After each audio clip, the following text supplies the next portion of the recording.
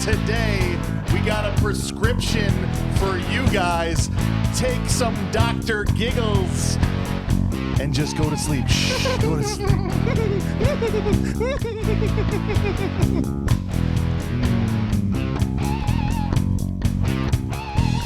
Sorry. That was the least creepy option he could choose, like least menacing option he could choose for a giggle. Like, Yeah. Yeah. I don't know. I think that the giggle is supposed to show his trauma or something. I don't know, but it really just was the worst thing they It could was have done. terrible. I was like, "What is this?" Were they? Was he like doing a tryout for a Joker origin story, just trying out a little giggle or something? Because it was like, "What the hell is that?" What I are you thought at doing? the end he'd come out and be like, "Do you want to know how I got my scars?" Yeah, right. Exactly. do you want to know how I got my giggles? No, nobody wants to Nobody know. cares. Nobody does. It was almost as bad as all of the actors in this entire film. Thank Yeah, you guys exactly. for being here, and thank you for listening, guys. You're here tuning in to us doing Dr. Giggles on Bad Movies Rule means you're one of our diehards, and we very, very much appreciate you guys. So I want to welcome in first across from me here, the Mayor Ryan Mueller in session. How are you? I'm here, not quite having office hours yet, but No. we're here. I'm happy that you're here in full Brett Favre regalia. Yeah, I went old school today. Seeing that we're recording this in the future or in the past, right? Right. But We are in the past. 30 minutes after a Packer Bear game that went down to the last second. That I was yelling the whole way through. I was getting very was angry rough. text messages from Yeah. you throughout the entire thing. Luckily, Packers came out on top. We also got I'm sorry, you didn't go to school for 7 years to be called Mr. Honestly, Dr. Ryan Madela. Hello, sir. How are you, dude? better than Dr. Giggles. Well, we're alive and breathing, right? So that's the thing. But the special guest that's with us here, Mr. Keenan Mueller. Hello, sir. Hello. Welcome, brother. It's good to be here. Ryan, this is our first non-Hauser child. It is. On a Bad Movies So Rule episode. nepotism's still alive and well. That's right. In anything that touches Hollywood. So we're tangential to that. So there we go. Keenan, you've been a long time listener of Bad Movies Rule. Yep. Part-time trash talker of our AI, which we'll get to later. She's not happy that you're here today. That's too bad. That's too darn bad. But I am happy that you're here today, okay? So, we're just going to... Happy to be here. Thank you. Thank you very much. And, I picked the best possible movie for you to come in on. So I guess I'm saying you're welcome. Yep. That's facts. Yeah, appreciate it. Let's dive into the vitals here. For those of you who've never listened to the show, I don't know how this would be your first episode, but if it is, we're happy that you're here. We're going to tell you everything you need to know about the movie, and then at the end, we're going to give it some awards and decide whether this was a good or a bad movie. And in between, we are literally going to go scene by scene through this masterpiece that is Dr. Giggles from 1992, written and directed by Manny Cotto. And he had a co-writer, Graham Whiffler, but this is pretty much a Manny Cotto. Whiffler. Yeah, that's a great name for a writer on this movie. This was a whiff. Yeah. Movie starred Larry Drake, Molly Marie Combs. Anybody that she plays Jen, the main girl. Yeah. in this. Do you guys recognize her from anything when you were watching? That drove me freaking crazy. A sheet of paper. Her IMDb She was picture. just The palest. Dumb. Dumb. God. both. Pale. whiny. Oh, that pale, dumb whiff of paper. Wisp of paper. I'm still Yes. thinking whiffs from before. Okay. Thought we were not doing Twilight. Nobody ever watched the movie Charmed before? No. Or the show. I said movie. No. No. TV show. No. It was Shannon Doherty, and it was what's her name from Scream? I can't now. People are going to be so pissed that I. Oh. her name. yeah, okay. Anyway, the girl that dated Marilyn Manson and was in Death Proof and Grindhouse. I can't believe I'm not pulling her name. Anyway, and she was the third one. It was the three of them in Charm, that TV show. Movie also starred Cliff DeYoung, who I always remember as the dad from Flight of the Navigator, playing dad again in this movie. Glenn Quinn and Keith Diamond, along with a little cameo, barely a role in this movie, by Dougie Doug. Just 2 years before he was doing Cool Runnings. I say it was a tough run in this one for Dougie Doug. No, he wasn't in it very long. No. Who was Just he in this? unfortunate. A black dude. Yeah, that's to do with the dreads. The cop. No, the other Oh, one. The okay, the okay. black teenager. If I said he was in Cool Runnings and is not John Candy, I mean, everyone else in that movie. There was 2 black people in this Everyone movie, else in though. that movie was Jamaican. There was 2 black people in this movie, though. Right? Oh, that's true. The cop reads. Yeah. The cop reads. Okay, my bad. Sorry, I paid attention. I Which thought we one were going to looked play like that they were game in today, Cool but Runnings the apparently most, not. though? That's the question. Which one? Which one looked like they were in Cool Runnings, Ryan? Yeah, That's fair. That's Okay. also true. Yeah. One of them did. Good. Well, screw me. Yep. Let's just get that out of the way right now. It's crap on Maddle a day. I'm here for it. The budget. The budget for this movie, $7 million. Somebody Where? gave these people. Okay, the intro. Yeah, the blood CGI cells intro. And the heart beating. That was $4 million of Yep. it. Okay, so how they spend the other 3? Well, it must have been the Not on the actors. carnival that seemed to have just gone on forever. I think that was just happening in town, and they shot there. I don't could think have they been paid for that carnival. I don't think they paid for that carnival. And you know what? Some of those people did look kind of surprised that there were cameras and people just wandering through. Confused. They're Yeah. walking straight up to camera. Right. Yeah, a little bit. Box office was only $8.4 million. How did this thing make $8.4 million? I know, right? It's amazing. $7 million where? Yeah. And $8 million where? I don't know. Oh my gosh. This apparently had a run in theaters. This had to have been like a money laundering scheme. That's probably exactly Probably what it. was. Somebody's like, we got to make something so terrible and bad that we can sink money into it at cost. Yeah. And they won't realize it's all for the cocaine we're running through our movies. That has to have been it. Exactly. Had to have been it. Movie currently is a 5.3 on IMDb, That's embarrassing. which is 110th out of 187 or so that we've done so far now on this show. I can't believe this thing was higher than Kill and Kill Again. Oh yeah. it You is. got to be killing me with that. Same with I think Tank Girl was a 5.3. Well, that I'm like, okay, Oh, you like Tank Girl? not particularly, but I could see that as a 5.3 over this. You're a Tank Girl guy, aren't you? No. Movie. I mean- oh yeah. Oh, don't go ahead. Have It's you fine. got deep thoughts on? Have you seen it? Yeah. Oh, And I wasn't on the episode. how about that? That's how dumb I am. Critic score is a 23%. There we go. Yeah. Seems right. Yeah, that's right. Right out. in there. Yeah. But do you think the audience hated this movie? No. It was almost split. 42% audience score. So only 58% said they didn't like it. Oof. That's pretty close to even. I'm surprised. It's a lot closer than some of the other ones we've done. So is the fans of this movie just a bunch of insane people or what? I think so. They're all Dr. Giggles himself. Here's the thing I think about this movie. If you're going to go in and watch a movie called Dr. Giggles and you're making a conscious choice to do that, you probably know exactly what you're getting into if you're into these kind of movies, right? That's a good point. And so there's a certain subset of people that are like, yes, give me all the themed slasher movies. Give me the one that's an auto mechanic and he's killing guys with wrenches. Give me the one that's an accountant and he's smashing calculators into people's faces. Give me- Tax time. Right. You didn't file on time. You know, whatever. Penalty. There's people that just want that kind of schlock. Yeah. And then there's people that are normal. Well, I mean, but that schlock, if it's Why don't done we split well the and room here? enjoyable, Yes. can be hilarious and funny. It absolutely can be. No, of course, we love schlock. We do. Just kind of kidding about that. But yeah, it's... but I know what you're saying. Well, I'll save some of my thoughts for the end, obviously, when we have to give our final Right. breakdown. But I've got complicated feelings about Dr. Giggles. Far more complicated than the movie deserves. It doesn't deserve me to have almost any thoughts about it. Thank you guys for listening. You deserve for us to give you our thoughts because you're here and you're listening. So we appreciate that you guys are.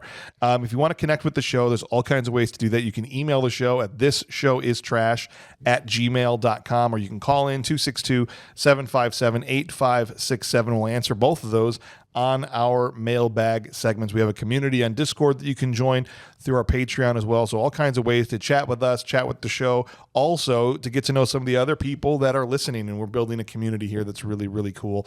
And we just appreciate everybody that's a part of it. So if you're at work today, if you're in your car or you're at home and wherever you're doing, settle in here for a couple hours of us making fun of a nonsense movie. And we appreciate that you guys are here with us. Let's pay some bills. I should be having a beer for this movie. At least one. All right. You guys ready? Ready as I'll ever be.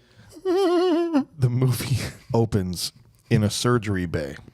And I was like, oh, he's a real doctor. I thought it was going to be some guy cosplaying as a doctor. But he's in a surgery bay, and there's people looking through the view. I thought it was like one of those medical classes, right? Yeah. Like 'cause teaching him how to do he's doing some the heart lecture surgery. and stuff. He's doing the whole thing. We get the whole CGI run up the artery into a heart, until this little PlayStation 1 knife comes in and, slices the heart open. And Best CGI I've ever seen. you're like, let's go.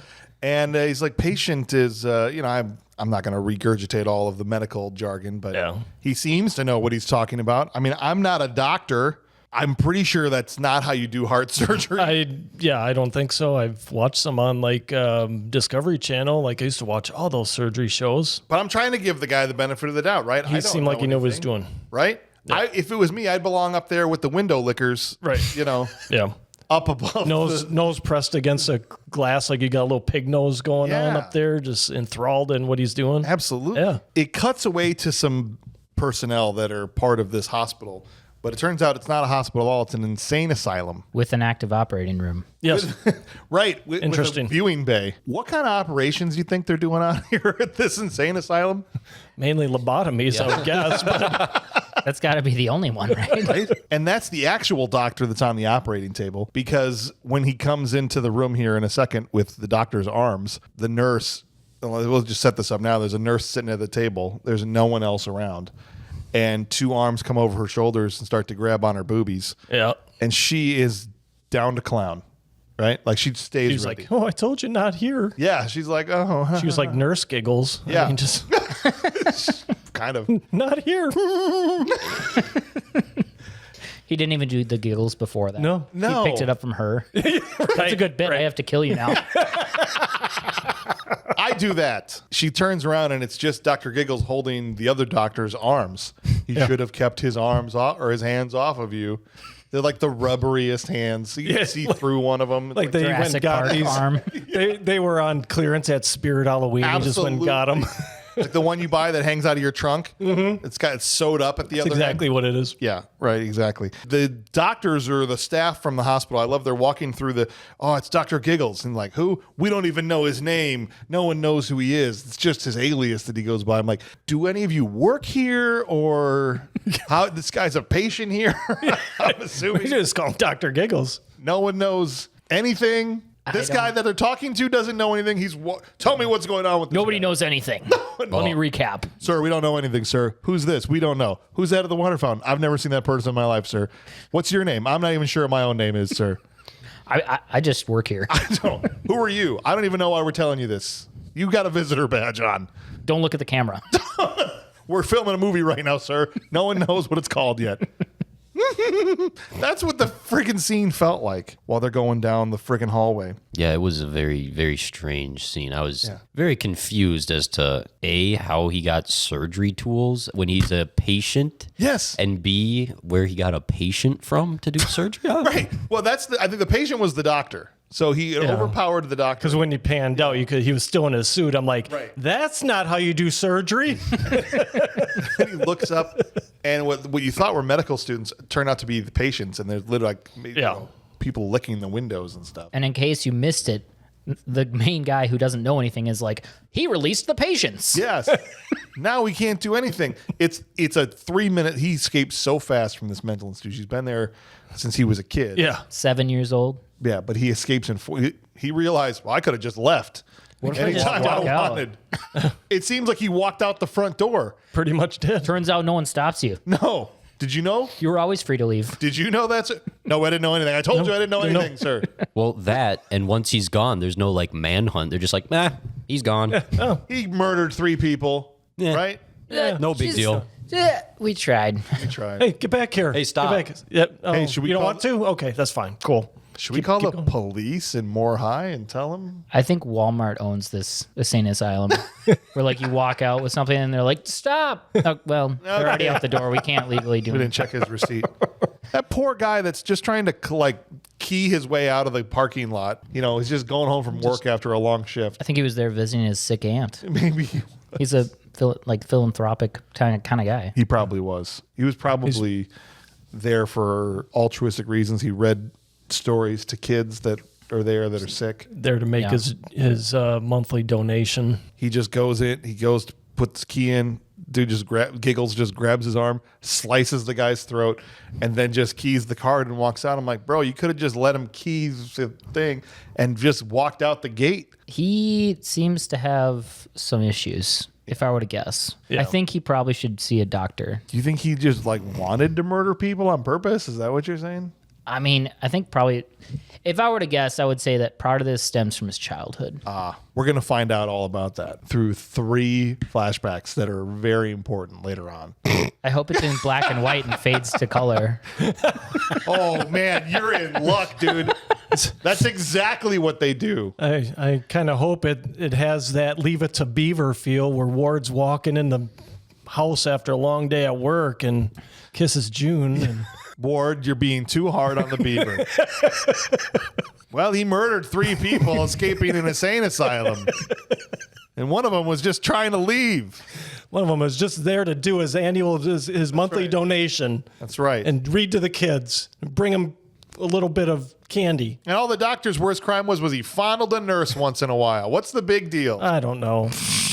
What's wrong? And she liked it. He was Dr. Hansy.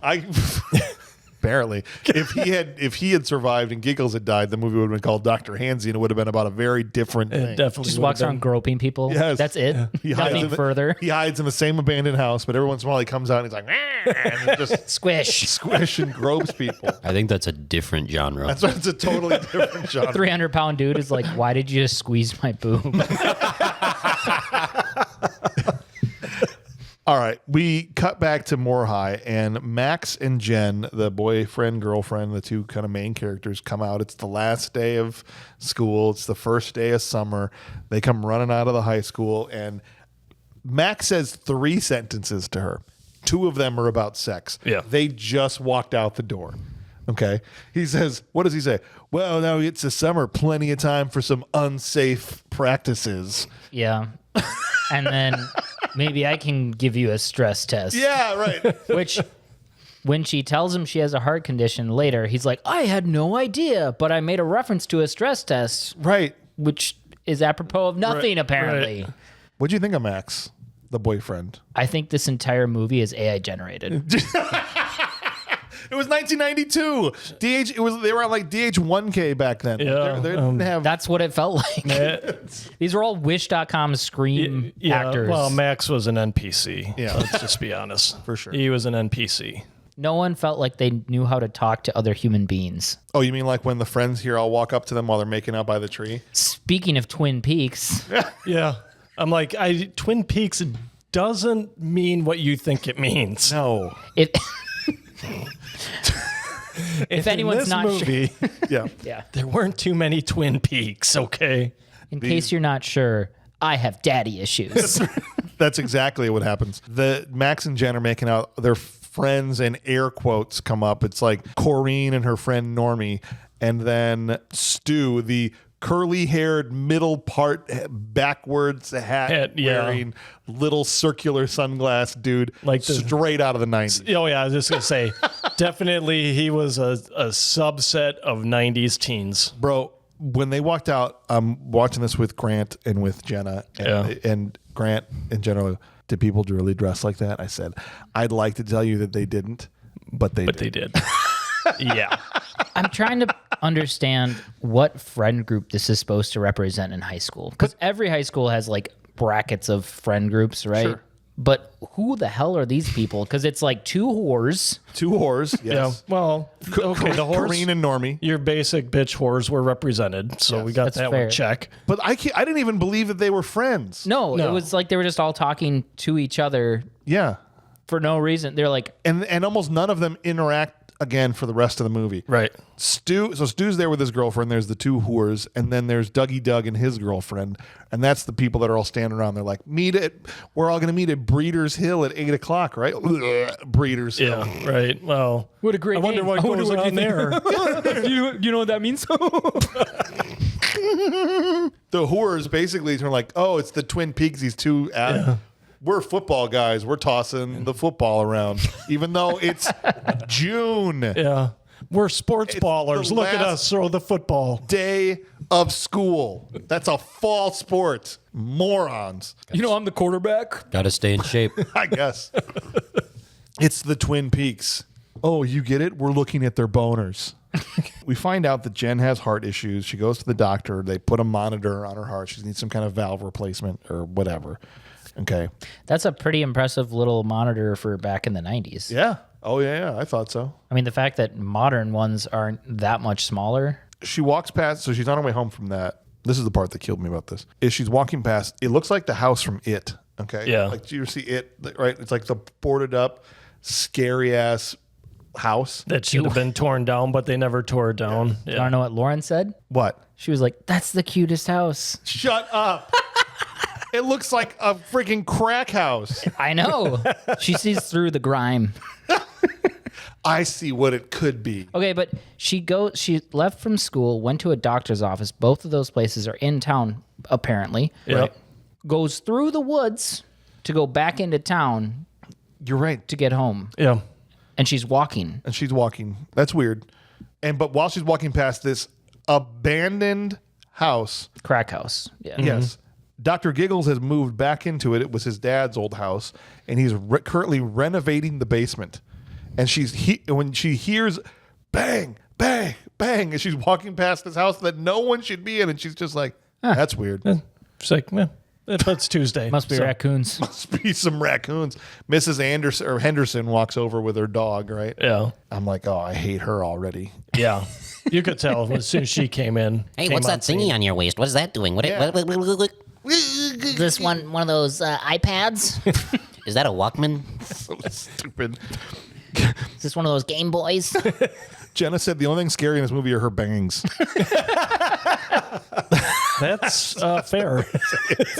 She terrible. did such a good job of looking and She being sucked. what she was supposed to be. She's straight up sucked. Yeah, she was. She's supposed to suck. I know, but she did. Who has a dog named Erica? That pissed me off so much. I was like, Erica? You're the Named kind your of dog person. Erica. You're the kind of person who would have a horse and name him Bread. Okay, so I don't know if you can talk. Me? Yes. Oh, I would for sure. I would. I wanted to name my cat Donkey, and they wouldn't let me. That's what I'm saying. So you're mad about Erica. Yeah, Erica is a. Can we not all agree? It was a poodle. What do you expect? Any poodle has to be named something asinine. It does that a lot. They will that's shoot the you rule. if you don't. Shoot you. Yes. Okay. You know how like they came and killed the squirrel? Yeah. Well, they do that to you as the If pet you owner. don't That's name what your, happens. Yeah. I get if you don't like give your Peanut. poodle some sort of basic name, I'm sorry, sir. basic white girl name, I get the peanut treatment. you do. I Her guess name is that's what now it said. Tammy Lee. They gotta come cut my head off and test me for rabies. This is my poodle Brandy. Oh no. Brandy Lee. Brandy. They zoom in downstairs in the basement while he's renovating, and Dr. Giggles has a flashback about this time he performed surgery on all his teddy bears. Daddy, I want to be a doctor when I'm older, just like you. And he's slicing this thing open. I'm like, no, not a red flag for mom and dad here. No. Maybe bring him to a shrink. Yeah. What happens? Well, he sliced open every teddy bear. There's like 19 of them. And they're all like got the football stitching back up and everything. Look, he's not even doing a good job. No. Right. No, I wouldn't want him suturing any cuts on me. No. All right. So at this point, while he's in there doing renovations on his dad's old house, Stu and girlfriend and Dougie Doug and his girlfriend all roll up on the abandoned house. And Grant literally asked me, he goes, why would they go here? Just to be cool? And I'm like, sure. Why does anybody go dicking around inside of an abandoned Right. house? This is just things that before 2020, I guess, or Yeah. before your generation, Keenan. Not to Yeah. pick on you, I'm not, but But he is. people used to have fun and go do things like go break things at random houses that were abandoned. I actually did this once. I was going to make fun of you, and then I remembered I also did that one. You're welcome. I was a kid. I was with older kids. I wasn't the ringleader, but I was pulled along with, there was a house that was abandoned in our neighborhood, and we were inside just breaking stuff. And then the cops showed up and pulled us out and brought us to the house and up to the front door. I got walked up to my front door with police, and my mom was so pissed. Did you get a beating? I don't remember, but I so didn't go to probably. jail. I was like 9 years old or something. You know what I mean? It was Yeah. like, hey, here's your kid. tell him to knock this off or we're going to put him in jail, scare the kid or whatever. Yeah. Yeah, it was terrible. But anyway, they're in there just farting around. And basically it's a way to spew a ton of backstory. There used to be this doctor that lived here. And he cut a bunch of people's hearts out. They never found his kid. Some people think his kid still lives here in the house. Obviously, he's in the walls. Right. That's where they say That's where he I'd put him. lives. I'd live in the walls, right? You ever went messing around inside an abandoned building before? Not me personally, but I know people that do. It's Okay. not a dead thing. No, it still happens. Oh, yeah. Those people, their whole TikTok feed is them exploring abandoned buildings and stuff. That Abandoned is. schools, abandoned bowling alleys, Yeah. all sorts of stuff. Can I just say that is such an addicting thing to do is get onto a TikTok feed of someone who does that, finds abandoned buildings and crap, and you're like, Yeah. you're gonna get murdered. Right. But I have to keep watching. That's exactly why I got rid of TikTok. I wouldn't get any work done. I just spend all day scrolling that. Ooh, did you die? Are you gonna die? No, there's nothing there. Next one, please. Ooh, what's that in the shadows? Oh, it's just a cat. All right, next one. Turns out there's nothing in these buildings. No, Not really. no. The whole point of Stu taking Dougie Doug and his girlfriend here is to eventually lock them in a room together to facilitate his friend being able to score and hook up with his girlfriend. That's how girls work. If you Especially- lock them up, they want sex. Yeah. They love Especially in the most attractive place, too. Oh, yeah, This right. creepy house. I mean, lock them up in a crack house. That's how you get it, man. That's It's why wouldn't you want to? He literally and he locks him in there. So they go in a room. He slams the door. Stu, like with a pickaxe / hammer looking thing, it's like a just pickaxe. Yeah. boom into the door jam, and he can't get out. And he's like, "Oh man, Stu, don't do this, man. I'm trapped in here." And they laugh, and him and his girlfriend run out and make out on the front stoop. And like, now we got all this time to do whatever we want with each other. I'm watching that, right? He's pickaxe him pickaxe in the door jam. Yeah. Windows right there. I'm like, we just watched Dr. Giggles like breaking apart whatever he was breaking. It looked pretty dry rotted and everything. I'm thinking you probably could have punched your way out of that window. That's what I said. I was like, guys, there's light in this room. Right. It's coming. There's from at least somewhere. one. There might have been two windows in that room. Right? well, Kick that it or, out. yeah, literally just kick it out. Yeah, or the door. The door's gonna fall in Yeah, that too. two pieces. Right. He's like, he puts his shoulder into it. Yeah, The way he tried busting through that door was just poor. Right. As somebody who's learned how to do this professionally. And you know what's Oh, gonna my happen? shoulder, it's dislocated. He like runs into it at like 5 inches. And you Oh, it's hurt. And you think about it, though. You think about where he stuck that pickaxe, right? He stuck it right where the latch is for the doorknob.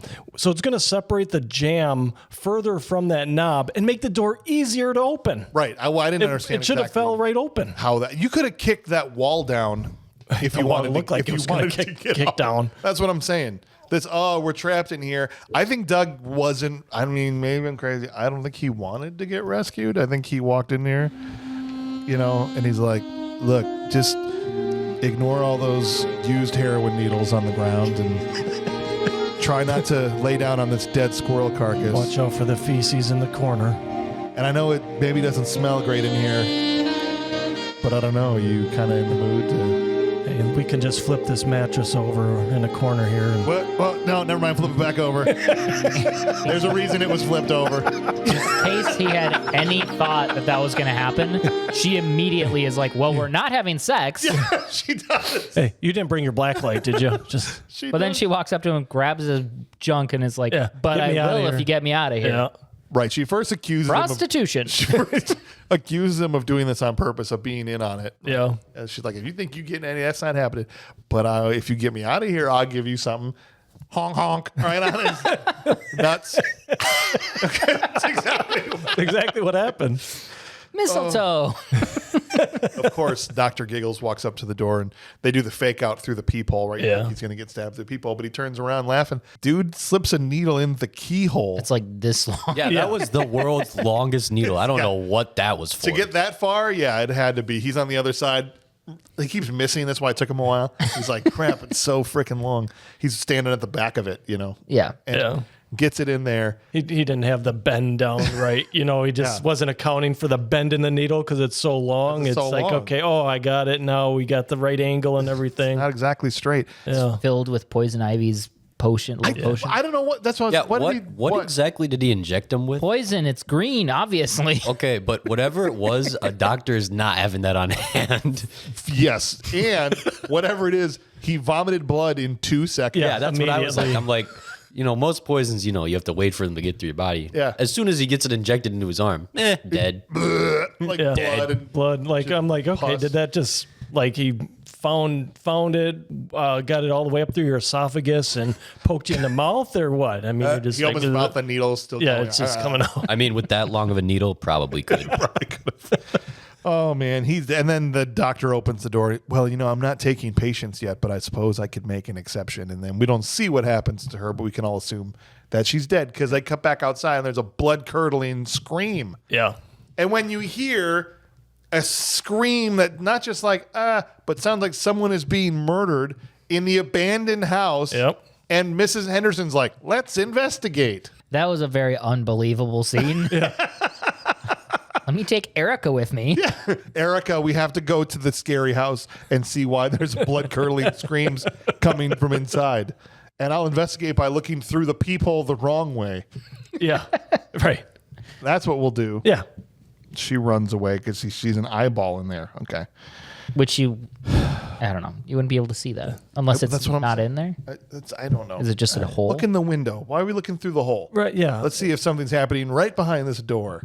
We cut up to Breeders' Hill, where there's all these cars parked and everybody's making out. And Max is trying to get it on with Jen and ply her with alcohol. And she's like, I'm not really. It's like my heart. What's thirsty got to do with it?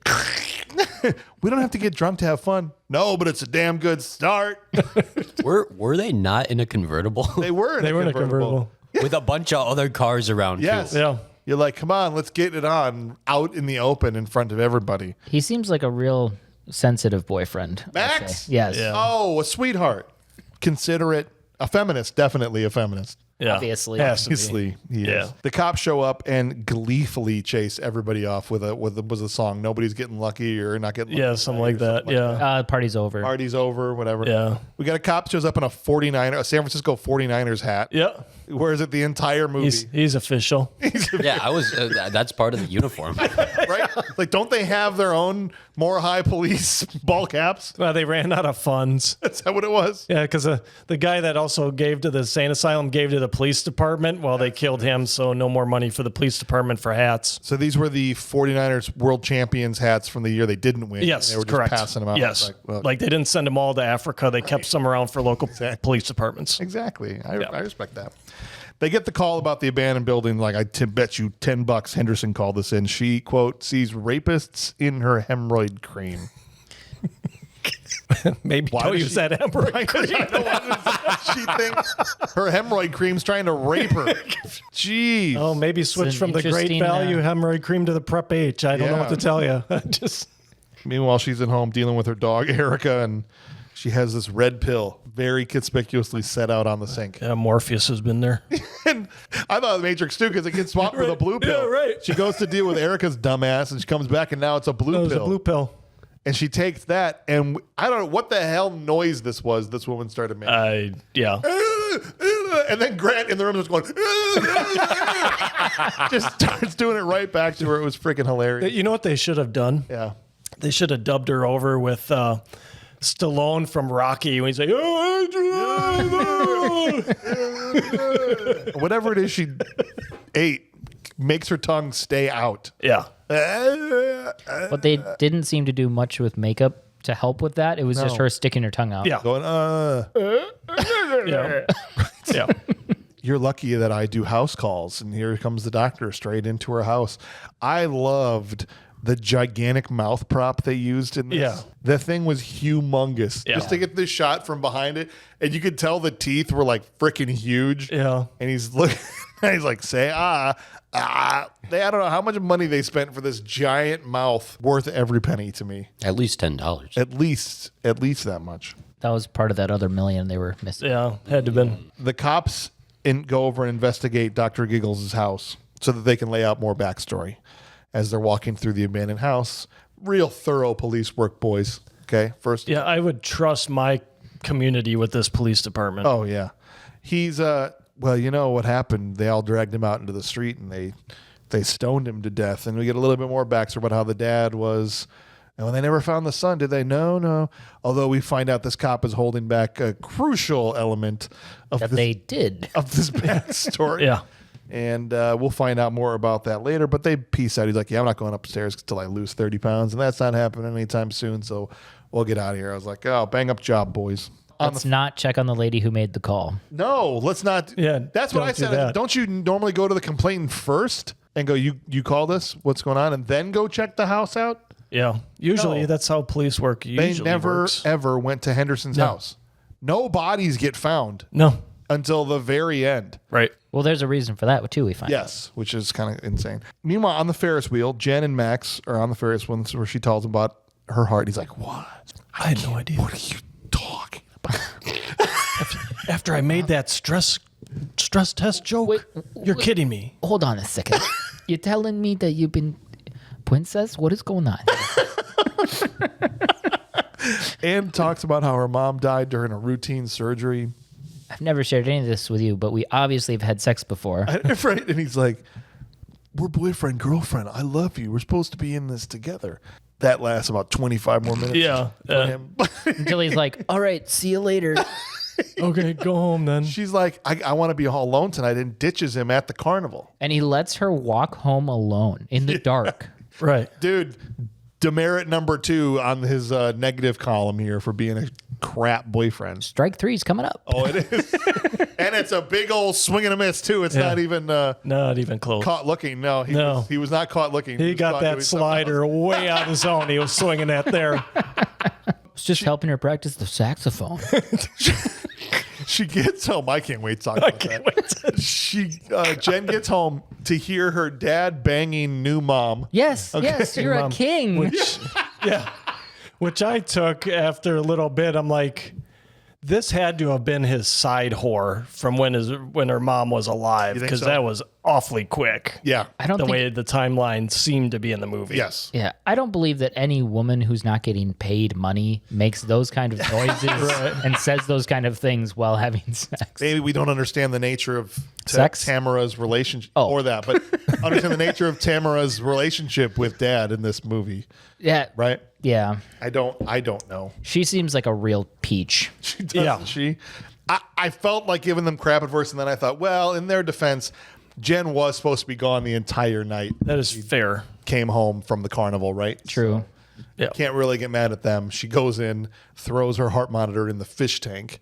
Wouldn't that electrocute the fish? I don't know how that works. I guess I'm ruining everyone's night. Yeah. Which she didn't ruin her dad's night because No, he she had didn't no tell idea. him. No. No, they didn't hear her come in. Dr. Giggles is outside. He's going to come in and kill Jen. He's eyeballing her from the street. Yep. Just at that time, Stu and his girlfriend arrive next door.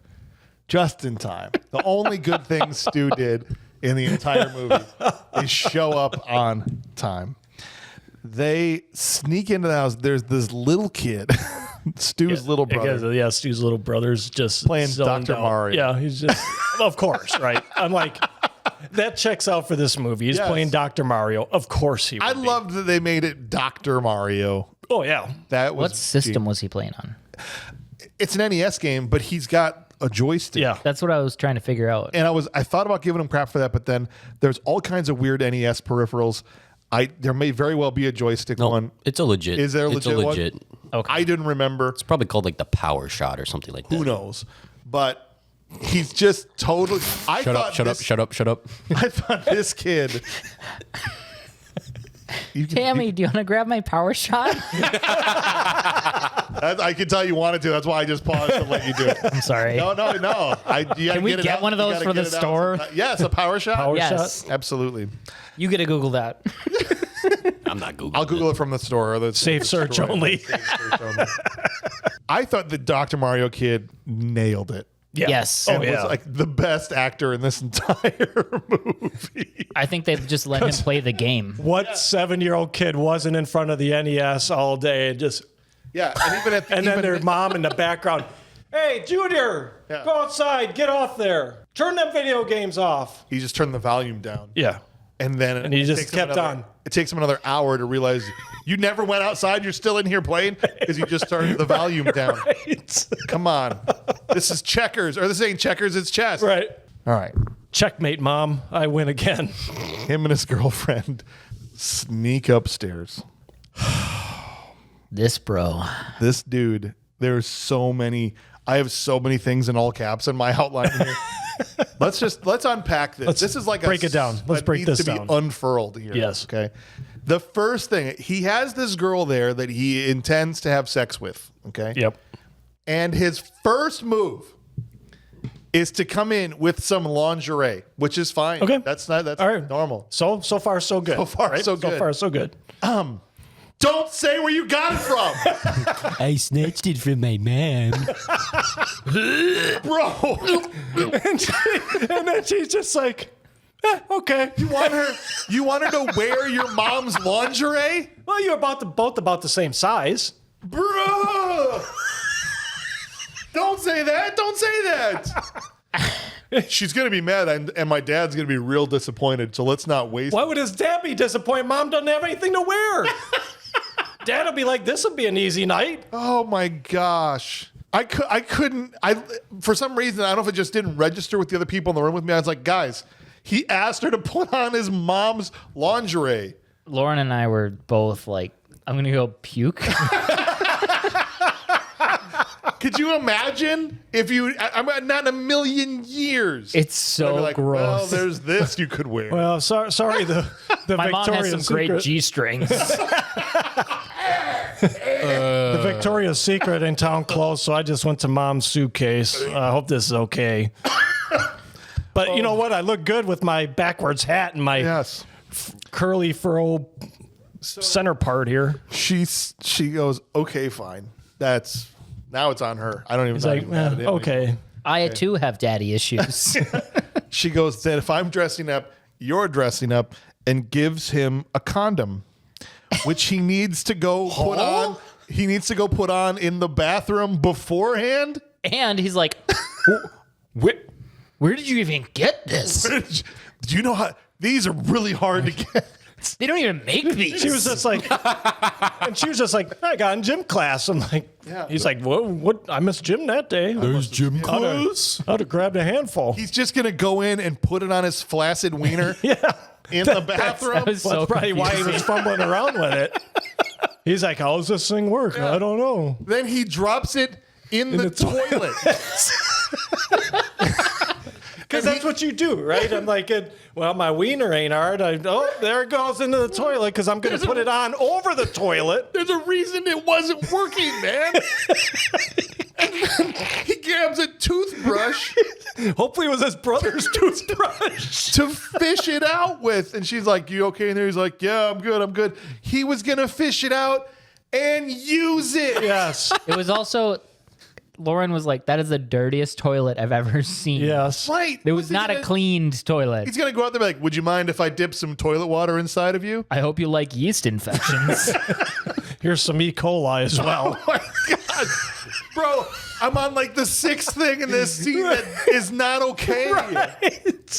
It's not okay, man. Are We you to ain't the even part done where yet. Are you to the part where he fished it out yet? Well, he's fishing it out. Yeah. Okay. Toothbrush. And it cuts out to the hallway Oh, yeah, that's right. where the heat had been turned down to 65, so she's in lingerie and walks out to fix the heat. And Dr. Giggles, as far as I'm concerned, this was a mercy killing. Yeah. Because he saved her. Yeah. There are fates worse than death, boys. Okay? Yep. He saved her from what was about to happen in that other room. She would have been better off getting any of the STIs this dude had. The most average wienering ever with a toilet water condom. Okay? Oh, I'm sorry. He like thermometer her in Yeah, that was the pointiest thermometer I've ever Cuts her seen. tongue off, and that instantly kills her. Well, he guess it stabs does. it What? through underneath, Yeah. down through her throat. Oh, I thought he just the little thing underneath your Yeah. tongue. No, he like maybe- I shoved thought he it just through. went. Or maybe out the back of her head. Yeah, I think it went through her like neck. Yeah. Still makes no sense. And Well, you wouldn't be able to move. Sever your spinal cord. Well, there's With plenty a thermometer? There's plenty of people that are killed or injured by things that should not be taking them out in this movie. That's true. That's the whole point. We forgot to even say how Miss Henderson died. We got so excited to skip on Oh, this that's right. scene. She got total recalled. Yeah. You know, trying to get the tracker out of her brain like Doug Quaid in Total Recall. Just jam that thing up there. And that was all she wrote. She wasn't Quaid, so it didn't work so well for her. You, but not you. You're me. So right. I don't know. From what I understand, there's a bone back there. So either Dr. Giggles is the world's strongest man to jam whatever that was through her skull, Her brain. or she has a skull fracture right there. Yeah. Right Either there. way, not good. There's a few things I think later on that'll explain just how strong he is. Perfect. Because we have to finish the stew scene by Stu. talking about just maybe out of all his party fouls, maybe the worst one yet is after he fills up this condom with toilet water and picks it up, and there's clearly 2 holes in it. I was just going to say, that's what I was waiting to get to. Obviously, she pinholed his condom. Yes. So she's like made this big show of, you better wear But this. wear this. Stu was going to raw dog you. He didn't even need that. He was probably going to get you He pregnant. wouldn't have cared. Do you think Stu is worried about Just that? look at Stu. Look at how Stu shows no. up, backwards hat, Stu's throwy a hair. moron. He doesn't Stu, care. after the condom thing, he goes, maybe she won't notice. It'll feel the exact same. I got the world's thinnest condom. Then he goes into the next room and crawls into bed under the covers with his backwards hat still on. Yeah, he had every intention of doing his wienering with that hat on. I don't think he ever did anything without that hat on. Even Jenna says, not with the hat on. Not with the hat on.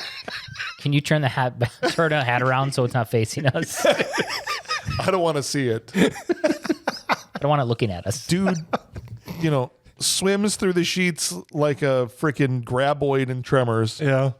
and uncovers the fact that it's Dr. Giggles in bed and not his girlfriend. Laughter is the best medicine. And he says, I hope you wear protection, and stabs him in the wiener. Yep. Which Yep. instantly kills him. Again, not how that works. It cuts his overhead shot, and he's bleeding like crazy Yeah. from oh no, my penis, it's broken. Death from a dickectomy. I guess I'll die. Well, okay. You can die from that, but it's not, you don't just immediately die as soon as it's No, gone. he's just laying there unconscious. And the blood has only just started to pool. Yeah. Exactly. Right. It was shock. He died of shock. He's like, oh no, my wiener. Well, He died of a heart attack. John Wayne Bobbitt managed to collect his and get to the hospital. Stu ain't a man, I guess. No, He's I just going to lay there and die from getting a dickectomy. I love that scene so much. Dad is worried about Jen, so he wants to get up and check on her. And Tamara gets a chance to show how much she sucks, right? she's just like, your wife died and you've adjusted. Don't you see what she's doing? She's obviously trying to split us up. This is about her being mad at us. Right. That's right. Just because she got a heart problem just so we would break up. Don't you understand? It's also you got one of those like pin, like the string on the walls. Yeah. She's Yeah. like showing them. Conspiracy theory. While she's wearing her tinfoil That was the hat. worst verbal way to explain that. Yeah, he's adjusted. You're his adjustment, sweetheart. Yeah. That's what's happening here. And he pays you $50 a week. Pays you $50 a week. Dad goes after her. She's like, I'm not going with you. And he's, doesn't seem to care. I'm going to take a gallon of ice cream from Yeah. the fridge Yeah. that's already melted and slop What it was into that? a big bowl. What was that? The studio couldn't get frozen freaking ice cream for the Well, shot? he spent all the I thought money it on was other like stuff. butter or something. I was like, I just gotta eat butter. It was the 78th take. It was. Seriously, She dude. couldn't convincingly dump ice cream into a bowl. She stuffs a whole gallon of ice cream. Yeah. And Dr. Giggles comes in pretty smooth with the what is it, like a rope or something he puts around Yeah. her, just ties her down to the chair. Yeah. He was pretty smooth with it. He's like, oh, this sugar. Oh, gotta get that out. And dude you are what you eat. uses like a pipe snake. Yep. Okay. That's exactly what it was. With a little, Yeah. metal. Yeah, he had a pump, like Yeah. a regular pump. But yeah, then he had like the snake in there. Yeah. And like makes a smoothie out of the contents of her stomach, you know. basically. And then her stomach. I hated that scene. Yeah, that dude. was, That was crazy. disgusting. Yeah, he really, Disgusting. roto-rooted her. She doesn't have that tree root problem blocking her colon anymore. Yeah, she got all rotted out, man. Yeah, rotted out. Oh. Ready to go. Everything's flowing now. Jeez. Max, who's super bummed that he got ditched at the festival, the two whores come up and say, there's this other party. It's going on at this band room here. in this that one time at band camp. the secret location. Yeah, They don't yeah. until they cut to They it. didn't know. That's right. And then my daughter goes, "Not the band room." What are you doing with my flute? Yeah, that's right. Was this a band room at a fair At too? the 'Cause high school. they come out later and he's back at the fair. Right there. I think the fair is in the parking lot of the school. I think That's so. the only It's logical gotta be. You explanation. just walk right out like, oh, it's a damn fair here. They don't even have a supermarket in that town. It's just the high school. Yeah. And the And- fair. It's like where all the people from Breeders' Hill went to make out now inside the band room. And Max is trying to show Corrine, more like Horine. Okay. Oh, You got a lot of nerve showing your face around here, Hauser. No, I agree. Thank you. He's trying to teach her how to play a saxophone. You gotta get the fingering right. yeah. He's like, you blow it, right? I'm like, Deep throats the saxophone. Not that end. whatever it was she proceeded to then do to the business end of this saxophone. Is that how you play the saxophone? I'm asking for a friend because I've never. Don't think so. I feel like that's not how you do it. I mean, And I've he- heard saxophone before, and I didn't hear what I normally hear on saxophone coming out when she was playing a saxophone. So I'm Okay. guessing the way she did it wasn't the way you play it. She was But doing I could be wrong. ASMR. I don't think you French kiss a saxophone to play it. I think she thought that whatever she was doing was super sexy. He was like so serious when he's like, not like that. Yeah. Yeah. My wiener's not even hard right now. Right. That's not a saxophone. No, you gotta, yeah. It's got to be smooth. No. Not like that. They start to make out on the floor. She's like, I've never had a problem with my lips or whatever. And they start making out and they take it straight onto the floor. And then it cuts away. They're making out, and Normie, Horine's friend, Jealous friend. takes off. Now, Dr. Giggles overhears about Jen's heart problems. He goes in the room, or sees like the flyers in her clothes or whatever. And he sees the little sensor in the fish tank. yeah. That's right. And he's like, your fish has a heart issue? Oh my gosh. What's up with that? Guess we should cut them all open. What the hell? Goldfish. His second flashback to his mother dying on a bed, and him and his dad having a big ass laugh about it. It was hilarious. It was, yeah. Right. Laughter always is the best funny when- medicine. And this Mom is why dies. Dad was collecting hearts from all these patients Yeah. to try and do a heart transplant on Mom. Okay, so now he said, more high can wait. My new mission is to save Jen and to help Jen. Not in the way that you would normally save and help somebody, but that's what he thinks he's doing here. No, he's turned altruistic. Honestly, he's kind of a nice guy. Really, he's trying to help. Jen goes back to the fair, even though she already told Max she wanted to be alone, but she was alone for about 4 seconds. And now decides she wants to go back again. And Normie and Dr. Giggles both find her in about 4 seconds. He's got from a photograph. He's like, "Oh, there's 1,000 people." Okay, Yeah, he found Waldo. teleported there. I don't know. I don't know how far away that fair is from her house, but he moves fast. he does. He does. Everything seems to be right there because everyone's moving very quickly around. Time is suspended in this movie, I'm convinced. Normie grabs her. She's like, "I got something to show you." Pulls her into the band room. I don't know how long it's been at this point, but they're still making out on the floor. And they haven't progressed any? No. So you're like, No. you getting some chap lips or what's going on? Or something's going on. We're not moving on. Okay, that's cool. She sees them making out, and obviously he's like, "What? I was just teaching her the saxophone." I slipped and fell in her mouth. She's so upset she has to go take a walk inside the Hall of Mirrors. Great Max, place to think about your life. Max follows her into the Hall of Mirrors. Dr. Giggles follows her into the Hall of Mirrors. Horine goes into the Hall of Mirrors. They all follow him in there. It's a great place to It's reflect. just so confusing. Yeah. I don't know what they were trying to do, but they kept showing Horine's mouth as he's walking, and she's Yes. like, I don't know.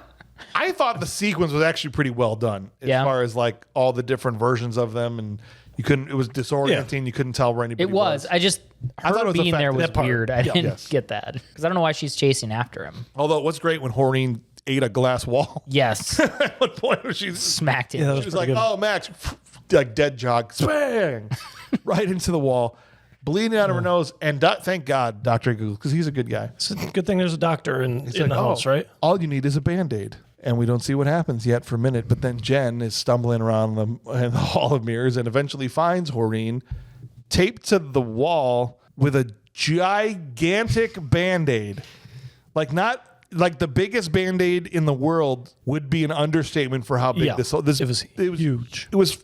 Yes, it was enormous. Another tool doctors generally carry with them. Where was he carrying it? In a rolled up tube like the Declaration of Independence? Yes. From National Treasure? Yeah. Where else would you carry your giant Band-Aid? It's huge. It's like something you'd use on a mutant gorilla, not on a human person. Nick Cage let him use his little Declaration carrying case to carry his Band-Aid around. It was 3 feet long. Yeah. I totally missed that it was a Band-Aid. Oh, did you? Yeah. I feel bad. No, it's all feel good. dumb. There's another $5,000 of the budget went to that Band-Aid. And she sees that and runs out, and then they crash through one of the mirrors, Dr. Giggles does, and she ends up getting out the back door. In hot pursuit is Max and Dr. Giggles. And she runs out the back door and just eats down a hill. And Dr. Giggles is so slow, he stumbles over to her and she can't get away. Blasts him in the face with a rock and takes off. Well, for being someone with a heart issue who can't do a lot of strenuous physical activity, right? She's running, walking, all sorts of stuff, and nothing ever happens to her. She's completely fine. No, she's fine. There's a couple. Later on, they're like, she needs an emergency valve replacement now, but she seemed fine. Is this the part where he's walking through the woods with her for a while? Like he's carrying her? Or is that later? Because there's a scene he picks her up, where he's carrying her through the woods. And it really felt like a callback to almost like a Frankenstein or Wolfman movie. It felt like an old horror movie. That's later on. But yeah. But you're fine to say now for sure. It did feel like a throwback. I agree completely. Yeah. There are moments where the film. I'm not talking about the acting. The film itself, I think, is competently shot. Yeah. And made. I agree. And the director is attempting to do things that evoke certain feelings, like you're talking about. But there's just so much else that works against it. Yes. So Jen gets all the way to the house, runs home, and is picked up by the cops, who then take her to the police station, but they do not see Dr. Giggles as he slinks back into his abandoned house. Talk about this police station. Only Officer Reitz, the 49er cop's partner, believes anything these guys are saying. Yep. Everyone else thinks they're nuts. And Max, the dialogue was so corny. He's like a detective. He's like, I don't know. What do you guys think? Maybe it's somebody that always wanted to be a doctor, but just never got to be. Hey, have we ruled out the possibility that this isn't Dr. Rendell's son? It was bad. Well, that's ridiculous. I don't know. Yeah, Everyone knows he just lives in those walls. He's not Chiefs- coming out. Obviously. And a dumbass chief's just sitting there at the table, at the desk, just eating his Chinese food. Yeah, we don't do that. We're not checking that out. We don't do anything here. That's all myth, blah, blah, blah. Well, this guy thinks that the wall kid did this. You think we do police work? So stupid. And Reitz is following 49er cop into the locker room come on, man. What aren't you telling me? He's grabbing on him and everything. And it's dark as, somebody turn a light on in the locker room, dude. It's freaking dark in there. It's still the high school. It's oh my gosh. It's a different wing of the high school. I got to tell you something that happened that night. The night that the doctor got killed, I was left. They moved all the bodies into one place, and I had to guard all the bodies myself. Oh, you mean a morgue? Right. Generally. Place for those. He's like, thank God for, what was it, old Moon Boy or something. Moon, some like that. sort of whiskey or something. Yeah. And he's sitting there just down in whiskey, sitting behind the front desk, and he hears a child's giggle. Yeah. Get the frick out of there, dude. Yeah, no kidding. But he could have been drunk and he's just And considering, which we'll reveal in a second at the proper moment of heightened anticipation, but considering where Evan is at this point, there ain't no way in hell he's hearing him giggle upstairs and down the hallway in his office. No. Okay? No. There just ain't no Not way. happening. Well, unless he's puppeting. Yeah. Yeah, I suppose. Throwing his voice. But dude, you're a police officer. So I get either leave or go downstairs with a hell of a lot more confidence because it's obviously a child making that noise. Grab a shotgun. You have a gun. You're an adult man. Walks downstairs. Here's more giggling. Goes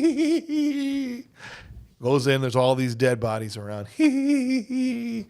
Walks down to the last one. He hears more giggling and he pulls the sheet back and there's Evan's mother just naked, laying on the slab, like you do when you're a body at a Yeah, morgue. it's a typical body, just laying there. What you don't expect is the reverse C-section. Well, I'm thinking, all right, we got, xenomorph. Now we're going to That's see what it something looks here. like. Yeah. A little scalpel comes out from inside her body, Right, from inside, right? cuts herself from neck to navel, Yep. and out comes Evan from inside his mother's body. So he was a 7-year-old, not an infant. That's what I'm saying, dude. He's not fitting in there. No. Not only that, how did he get in there? There's not any sort of surgical marks along the front. No. Did you just like de-spine her and put him in the back? If they'd rolled her over, there was a giant hole where her ass was. Dude, I'm He crawled straight up her asshole. Okay. so grossed out just thinking about this, but yeah, like maybe that's why he married a large lady. Yes. I don't know. He's like, someday I'm going to stuff my 7-year-old inside of you, and that's not a euphemism. It was about Thanksgiving when this happened. Oh my God. You ever heard of turducken? Leave that. All I know is I did not like this scene. That's going to be a no. Grant left the perfect time. He watched the first hour and he was like, all right, I've had enough of this movie. Went upstairs. 30 seconds later, Evan's cutting himself out of Mom. And I was like, dude, Grant's timing could not have been He's better got good timing. to get out of gross. Dodge. Bro. And he comes out covered in blood. They howl at her legs out. That's what it is. His legs are down her legs. Had to have been. And, like, Had to. he's just, it's literally But he's a Buffalo it's like he Bills was meat suit. born. I mean, how was he covered in blood? She's dead. It's all drained out. I don't know, dude. It didn't make, none of this made any sense. No, this movie didn't make Like he came out like he was full of afterbirth. He just used strawberry jelly for lubing himself Had up. to have been. It's like the worst Russian nesting doll of all time. He I'm gets like, out. Now I cut myself Yeah, open. somebody cuts out of him. All of a Or sudden, even smaller person. yeah, Then a mouse. yeah. Like The mouse gets cut open and it's, ants. Ants. And they get cut open and it's tiny little like micro gnats. And you cut those open and the universe you can opens up and unfurls before you. Too far. You had me at ants. Oh, I got you. This is the last thing I want to say about this stupid scene. Dude cuts himself out of Mom, gets out, and he's now standing there naked with a knife in his hand yeah. over this cowering man who passes out. And he wakes up and Evan's not there. He's a cop. Right. You should be used to seeing gory stuff like this. Or anything. Exactly. You should at least be used to harrowing situations, potentially life and death. But bro, if a 9-year-old or 7-year-old, whatever, is standing over me with a knife, I'm not going to sleep. No, I'm not passing out. No. He's getting punted. Right. He's just sitting there, like this naked kid standing in front of you. And you're just like, good night. Just let me know how this works out when I get up. Right. He would. No one was more surprised to be Nighty-night time. alive when he Right. gets up than he was. Right. Oh crap! I'm still alive. Right. I was gonna let death take me.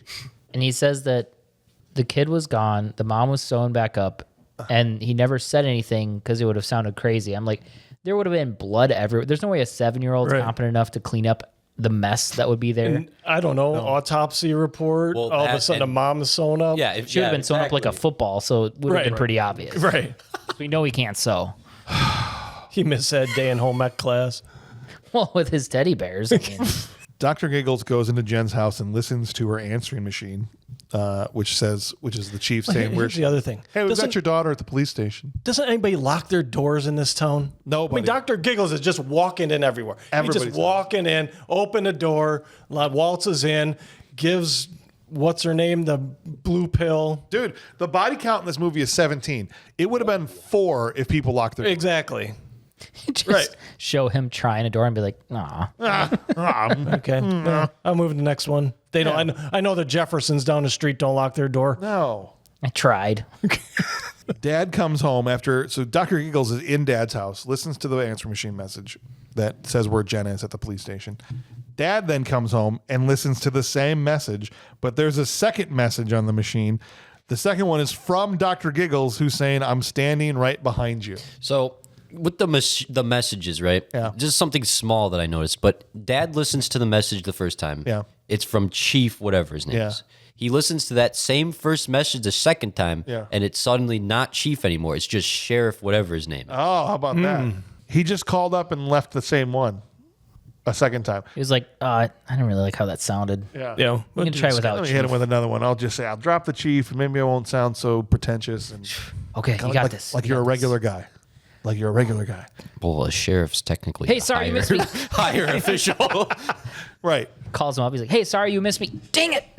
Hangs up, calls back. Just calling to see if you want to go for a beer. Yeah. Yeah, call me back. My favorite thing about this is that Dr. Giggles went through the trouble of leaving another message on the answer phone just for the payoff of him, like a joke. Right. That he's standing the behind pettiest doctor. him. That's what I'm saying. Also, where'd he call from? Yeah, that's what I was wondering. He's already in that house, so I just laughed thinking he drove somewhere else He's thinking it through like, okay, if I run over there quick and I make a call and then I run back. and I get back in time for him to be standing here. He's like Catching his breath while catching his Dad's breath while listening Dad's to the. listening. He's like, oh, I made it sick. You know something? All right. If Kurt ever becomes a serial killer, this is exactly what he would be like. Oh, it's nothing Oh, but Dr. 100%. Puns. Yeah. Nothing but puns the entire 100%. time. Looks like you're getting piped. Yeah, right.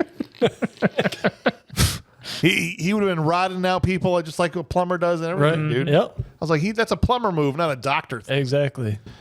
Anyway, Dad gets a bone saw from Dr. Giggles and is bleeding out on the ground right when 49er cop shows up. And 49er cop finds Dad bleeding out. And Dr. Giggles comes up behind him and stabs something in his brain stem in the back of his head there. I didn't even know what that was. I don't know either. A scalpel or something. Something. I Yeah. have no idea. He turns around and he goes, you owe me 35 years of sleep, and shoots Dr. Giggles and then falls down and dies. And Dr. Giggles is now wounded in his abdomen. And he just goes home and surgeries himself. Yep. Physician, heal thyself. Now suddenly he's competent. He can do a surgery reverse through a mirror on himself with no anesthetic. Yeah. No, That'd be not a problem. rough. Well, The whole thing is he's not a real doctor. his anesthetic is him just going. It makes all the pain go away. Jen is, meanwhile, at the doctor's office getting an EKG for her heart and has a nightmare about Dr. Giggles. And kids, don't ever let anyone tell you dreams don't come true, because Dr. Giggles then shows up right after her stinking dream and scissors the real doctor in the back of the shoulder blade. And that dude goes down. I thought he actually died. Me too. I'm like, Yeah. from a shoulder Yeah, I injury? was- Yeah, I thought, knowing this movie, I'm like, he's dead. Yeah, for sure thought that he was dead. But no, he's going to get up so that they can sword fight.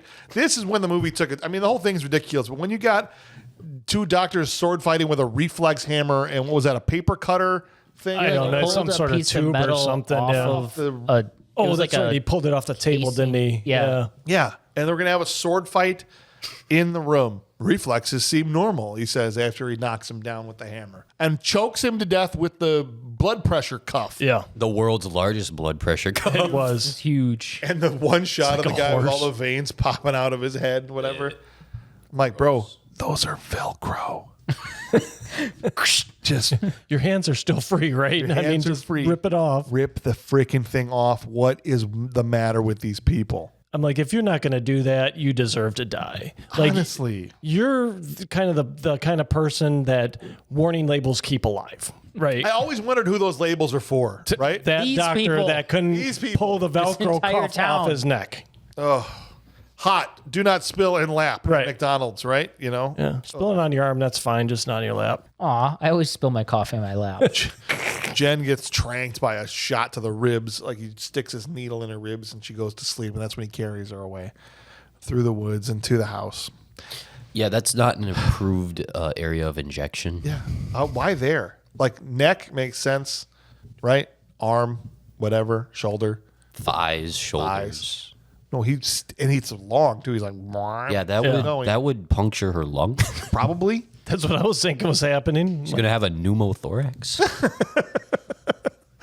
Officer Reitz finds Dad and his partner, 49ers cop, on the ground in Jen's kitchen. But Dad wakes up to tell him, it's the doctor. He's like, no, I know you need a doctor. He's like, no, you dumbass. He wants the doctor who He did giggles. this. Dr. Giggles. Ah. And then he passes out. They pass out, yeah. Jen, we find, is chained up on an operating table in the basement of the doctor's house, and the cop sneaks downstairs while he's getting prepped. It's a heart transplant that he's trying to do. He's got a bucket of hearts. Yeah, you got to find the right one. Right. At room temp. Yes. They're not, that's my thing. Hearts are tricky things. They're not viable, just kept in a bucket in a basement. Right? It's cool down like here. you need It'll at be least an fine. ice pack on top of those things or I mean, something. it's cellar. No, it's cellar temperature down there. It's probably okay. He's picking like Just- the bugs off of him. He just blows them off. Flies are buzzing around. Bucket. It's fine. This heart's too cold. This one's too hot. Right. This one's just right. Yeah. Finds the right one. Right as he's about to cut into her, cop shows up with the gun. And he goes, have a heart. With the one that he was supposed to use. Yeah. too. Right. Chucks a heart at him. And all the dude did is throw a heart, which I get is gross, but the cop let it completely distract him in long enough for the doctor to run away. Right. And disappear. He's like, whoa. He's like, ew. Where I'm like, heart should just bounce off of your face and you keep pointing the gun at the guy. Maybe fire when he does it. Yeah. Or fire your You gun. had so much time there while he was doing his whole pun thing. You could have shot him like 3 times. Right. Kill him, please. Also, I skipped over something important that happened. On his way in there, he stopped by the waiting room. Yeah. Yeah. Dude didn't have just a doctor's office in its basement. It's a whole ass wing of a Whole hospital. I know. I'm like, where the hell did this come from? Yeah. Like, what part of the house is this? Because it's like a whole hospital. You're right. Like, A waiting hallway, rooms, hallway, exam rooms. multiple rooms. Wait. If his dad worked in this entire hospital that they have in their basement, why did he come through the front door in the flashback to be like, honey, I'm home? Yeah. Well, he had to come out. There was no stairs up. Oh. He had to come out the back, around the front. It's like a separation, so it's like Yeah. work home Exactly. life So balance. he's like he's leaving work. leaving the office today. Yep.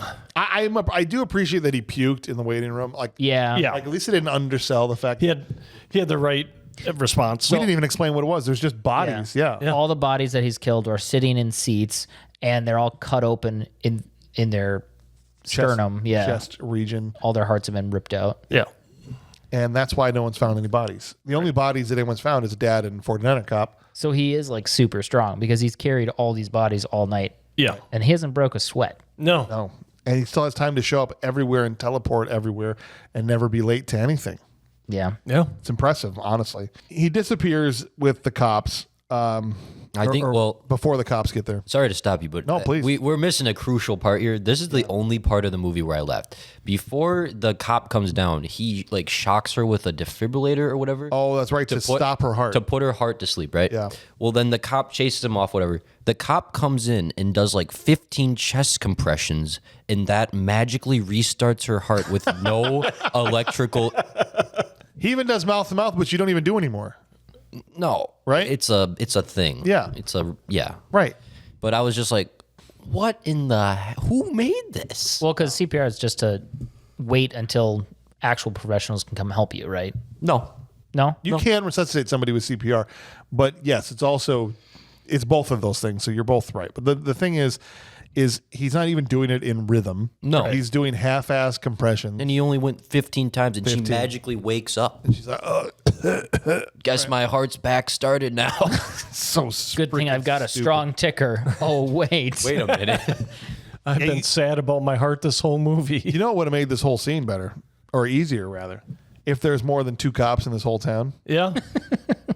Because 49er cop is dead, and we're just down to 1 cop. And the chief ain't getting off his ass from his egg foo young he's eating back at the station. Where's all the other cops? Panda Express. That's honestly, Reitz is doing CPR, and yeah, like Keenan said, no. Meanwhile, you see Dr. Giggles go, "It's time to do what doctors do best," and I'm like, "Make people wait around in their underwear?" No, it's play golf apparently. That was so dumb. So he grabs a golf club out, Max, then, the boyfriend of the year, shows up, runs downstairs. Reeds is just trying to help Jen get off this table. And he's like, I'm so sorry about everything. And thank God Reeds is the only sane person. He's like, we don't have time for Right. He says, Yeah. right? Yeah. Like, seriously. We got to get out of here. What are you doing? You know you effed up. Right. You were with Horeen. Deal with it later. We got to get out of this hellhole. They get into the waiting area where Max just gets freaking teed off on by this golf club. It just gets bent in half. That would kill you. I should have used an 8-iron or whatever. Yeah. It also, then he knocks the police officer with the golf club who drops his gun and all the bullets fly out of it. That Yeah. sets Didn't up like that another either. good part later. We'll Yeah. get to that. Like, are you freaking kidding me? All the bullets are going Like, to fall out what kind of gun is just going to fall open like that when you Right. drop it? Why did he have his revolving part open? Yeah, right. Who knows? Then he gets teed through the freaking window, the cop does, and Jen picks up the gun, which Doctor just takes away from her and Yeah. chases after the officer with it. She loaded one bullet into that gun, if you That's remember. right. That's right. He Did later she get goes off a shot? She got off She a got shot. off one shot. And I think she tried to put another one in Then, there. well, no. Then he takes the gun, loads one bullet into it, and then goes and fires 2 shots. He does. Yeah. He does. One is a ricochet that starts a fire. Yep. It catches the officer on fire like a Scarecrow in Wizard of Oz on his arm. He's like, and they start wrestling over the operating table like WWE style. And the cop wraps a chain around Dr. Giggles' neck. They're finally gonna. He's like, "Don't make me laugh," I think is what the doctor says, and bone saws the cop, who I really wanted to live. I did too. Only person in the movie where I was like, come on, not Yeah. that guy, right? Do you want to know why, though? He's the only person? Is because he's the only one not from that town. Yeah. Everyone in that town sucks. Yeah. And he's the only one that was semi-believable, looked like he knew what he was doing, was trying really hard. All the other cops were like, we don't believe you, idiot. Hold on. Town's down to just the chief now as the only officer left in town. It's only 10 people left in town? Like, ridiculous. what do I care? It's easy to control the crime. As long as the Chinese restaurant stays open, I don't care. While Officer Reitz is getting killed, meanwhile, Jen and Max are having a real hard time with a staircase that has Yeah. just collapsed from underneath them. And Max got to the top, and he's trying to pull. I'm like, Jen weighs 100 pounds. Yeah. Get her up there, man. I mean, come on. You've moved people before, dummies, 100+ pound dummies. yeah. And in this case, she can help pull. She's not even dead weight. Get her up there. What are we doing, man? She's not huge. A 75-pound dummy you can just throw up on your shoulder. Right. She can't weigh much more than that. No, she looked like she weighs about. I could probably pull her up with one arm if you get the right grip. If she's at least helping somewhat. Right. Yeah, she can Which she should have grab been. on. No, but she wastes enough time so the doctor can show up, and now they're playing tug of war with Jennifer from the bottom of the stairs and the top of the stairs. Yeah. And now Max wins the tug of war because she kicks Doctor off of her, and now he's trapped downstairs because there's no stairs going up. And then there's these freaking oxygen tanks. Yeah.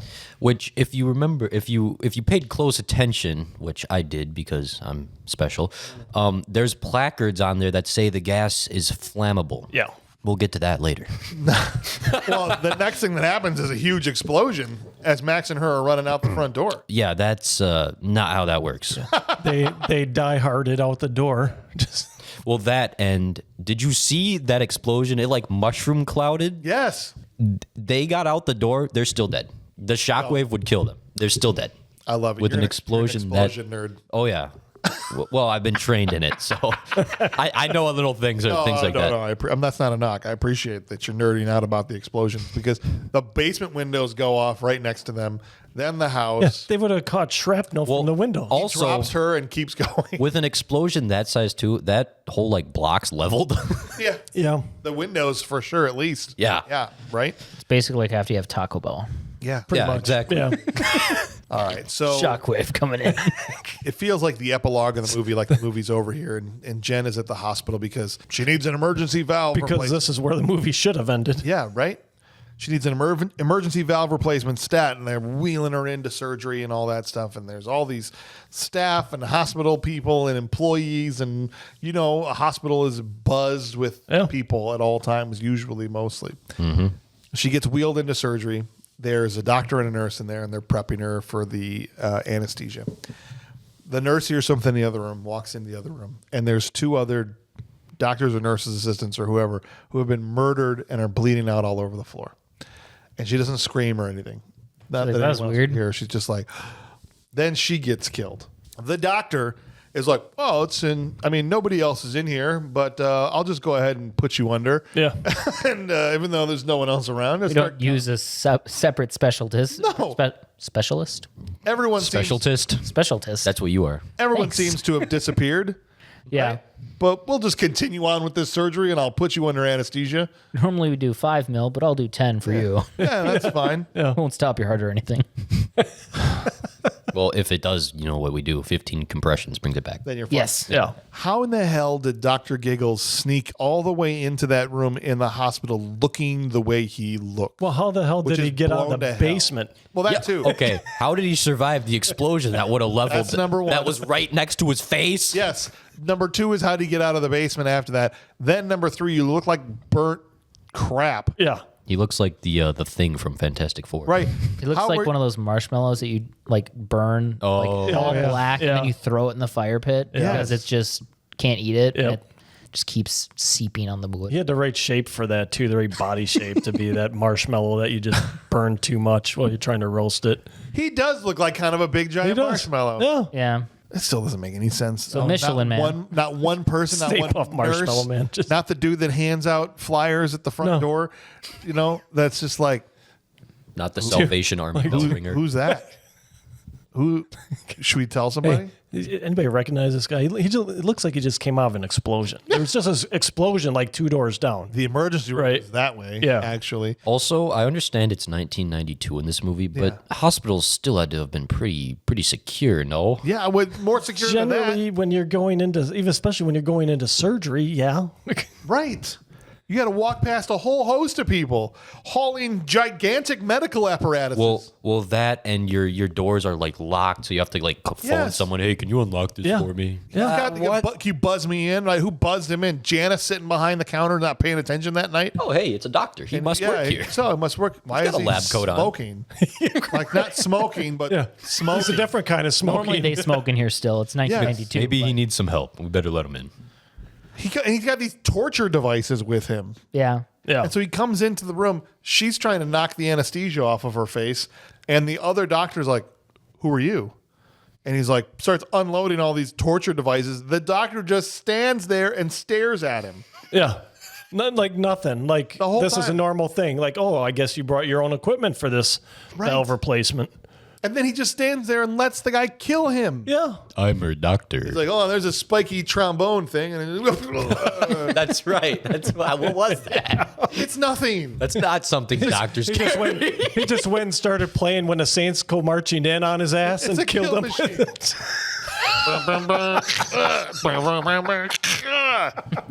All these people deserve to die. The whole town's full The of whole idiots. town they should have died. Every person that he got past in this hospital. Yeah. They deserved what they got. I'm Deserved it. sorry. I'm not sorry. She's able to get out of the room and go hide in a closet, like a freaking medical closet. Yeah, it's a supply closet. Supply Yeah. closet. There's a window, a slit window in the door that Dr. Giggles punches through so he can unlock it. Now, Once again, she wanted him to do that. that glass is relatively blast proof. It's got Nobody's the- punching through it. The netting right there. Yeah, it should have been wired glass. Wired glass. That's what it's called. Thank you. You can't Because they punch c- through that. Because they Our they tools have, that we carry can't punch Yeah. through that. That's unbreakable. No, but because instead there's it's like flammable explosive stuff that they use in hospitals that they keep in those supply closets. So you have to have the steel door with the blast proof glass on it. but they don't. No, they not have in this glass hospital. from like a picture frame. Yeah. Into the window. From Walmart, they just, door. just Okay. There was another $5 of the budget. Yes. He punches through it, opens it up, and she's standing there. She's got the defibrillators, well, we think, behind her back, but she's actually holding two glass bottles of water or something. Saline or something. Yeah, it's Or something. liquid. Yeah. And so she tosses them at his feet, and he like doesn't really react at all. He's just like, oh, okay. He's confused. Good luck with that one. Then he says, it's time to take your medicine. She goes, how about you try some of your own medicine? Puts the defibs on the water that he's standing in and just electrocutes him to death. Did he not have shoes on? He did. He had little footies on. I assume there were shoes Yeah. under there. I don't know. Maybe all the rubber melted off the soles. That's from So the you're explosion. telling me, 'Cause he walked in looking like Wile E. Coyote. he worked worse than Wile E. Coyote at that point. Dude, Is that? I'm assuming that's not. Don't those things just deliver one blast and not continuous electricity? Yes. You have to charge it. It delivers a Yeah, blast. she also and then you didn't have to touch charge it. You have to again. touch them together to charge it. She did not do that. He is laying there and he's obviously dead. But the problem is I've seen the movie Scream so many times it's ruined that last minute scare. Yeah. Because they have that whole thing like, this is the moment where the supposed dead killer comes back alive for one last scare, and she shoots him. Not in my movie, right? It's very famous. Every movie that came before that did this is now ruined, because as she's walking by, I literally did Randy's line from Scream, and right then he jumps up and grabs her. What was his? I know what she says, but what did he say to her? I don't remember. But she says, "Take 2 of these and call me in the morning," and stabs him with his own torture devices. And he's fine, and he breaks the fourth wall in his final moment and says to what they probably assumed was going to be a packed theater full of people, "Is there a doctor in the house?" Your big payoff line, everybody. Yeah. Thank God it's over. Terrible. Oh, man. That was Dr. Giggles. Dr. Giggles. We have an opportunity that lays before us, a rare opportunity. To make it better, right? To improve this I've movie. thought about this. Oh, have you? Yeah. What if we change it, right? And we call it Dr. Jiggles, and the guy's a breast augmentation specialist. So it's kind of a keep mashup. it. Yeah, you could keep it the G because the argument over GIF or GIF, right? So it could be Dr. Jiggles with a G, but he's like a Beverly Hills plastic surgeon who specializes in breast augmentation. We just combined it with Dr. Hansy. Yeah, that we were talking. there we go. He's like, she has a flat chest. My mother had a flat chest. I can fix her. Don't worry, I will save you. He's just melting down milk jugs. I'll use this. It's not right. But you probably had another idea. He's got a bucket of implants. He's like, no, No, Just right. Yeah. Too hot, cold, Too big, just right. too little. I think this would be the perfect movie for Arnold Schwarzenegger Oh, absolutely. because the whole movie is puns. Yeah. Oh, yeah. So So many one-liners that would gotta be make so him much better. Dr. Giggles. You have to, right? That's what I was thinking. Yeah, You have to, you have to. and it would be incredible. But every time instead of him giggling, he's just like, Yeah, exactly. Yeah. Shut up. Stop laughing. I'm a doctor. The doctor is in. Somebody check his chin, right? It'd be freaking perfect.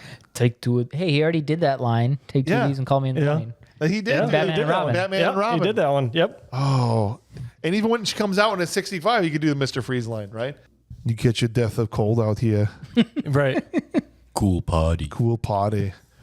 You're not sending me to the cooler. Allow me to break the ice. It's all right. It'd be incredible. If you think that was bad, wait till you get my bill. Was one of them right? I thought it was laughter. Yeah. Laughter is the best medicine. I hope you have protection. I'm going to stab you in the penis. It'd be amazing. Be awesome. Gets us to at least a 5.5. Oh, at least. Alan Brown playing along with us today, and he says, Dr. Giggles has got to be Arnold. He would have ran through these goofballs instantly and ended this movie quickly. Plus, I may have tolerated the laugh a little bit more. I agree. It's about a 25-minute movie if Arnold's Dr. Giggles. There's no town left. Or There's no time. Nobody, no. or you put it in L.A. and he kills millions of people. Oh, there you go. Oh, I like it. Yeah, That's a genius idea. that is. Big brain thinking over there. Donnie Miles says, I would have put him in place of Mrs. Henderson, the weird neighbor. It'd be fun to see him as an old weirdo with a little dog just snooping around the neighborhood. Erica, come on. This is Erica, get over here now. What is this on your belt? Is this a little new thing to listen to music? Don't go in there. Stop it. He just drags Erica along. Still has the bangs. Yes. You're right. Oh, yeah. Be awesome. Nice pull, Donnie. We also have playing along with us today Ben Karsner, and he says the top bill would have to be Dr. Evan Rendell, except you'd have to change the title to Dr. Garbles. Arnold has already played a doctor before. Yep, Mr. Freeze. Yep. He can definitely pull it off. While lying in bed, I hope you have protection. I hope you have protection. And I'm not the kind of doctor. I'm not the penis doctor. I'm the one that does heart transplants. Okay? That's right. So I'm going to cut this off, but then I'm going to take your heart. He's going to explain everything that's happening. Arnold could also play Tom Campbell, so when Tamara is panting and moaning, it's Arnold, you're the king. He can always reply, that's right. Hail to the king, baby. Ash, there we go. Cam Sully playing along goes, look, have Sam Raimi rewrite the film to have Arnold's Terminator, the Predator, the Maniac Cop, Darkman, Ghostbusters, and Evil Dead's Ash all be hunting Giggles the entire movie. It'd be an epic on-screen wrestling match. Yeah, we'll just throw everybody in there. Yeah, why not? Right? Why stop at Arnold? You'd need Don't to stop. We'll fix- turn this into Expendables 5. Right. Yeah, you'd have to fix Dr. Giggles, though, because he's not menacing to anybody but this dumbass town. Yeah. Yeah.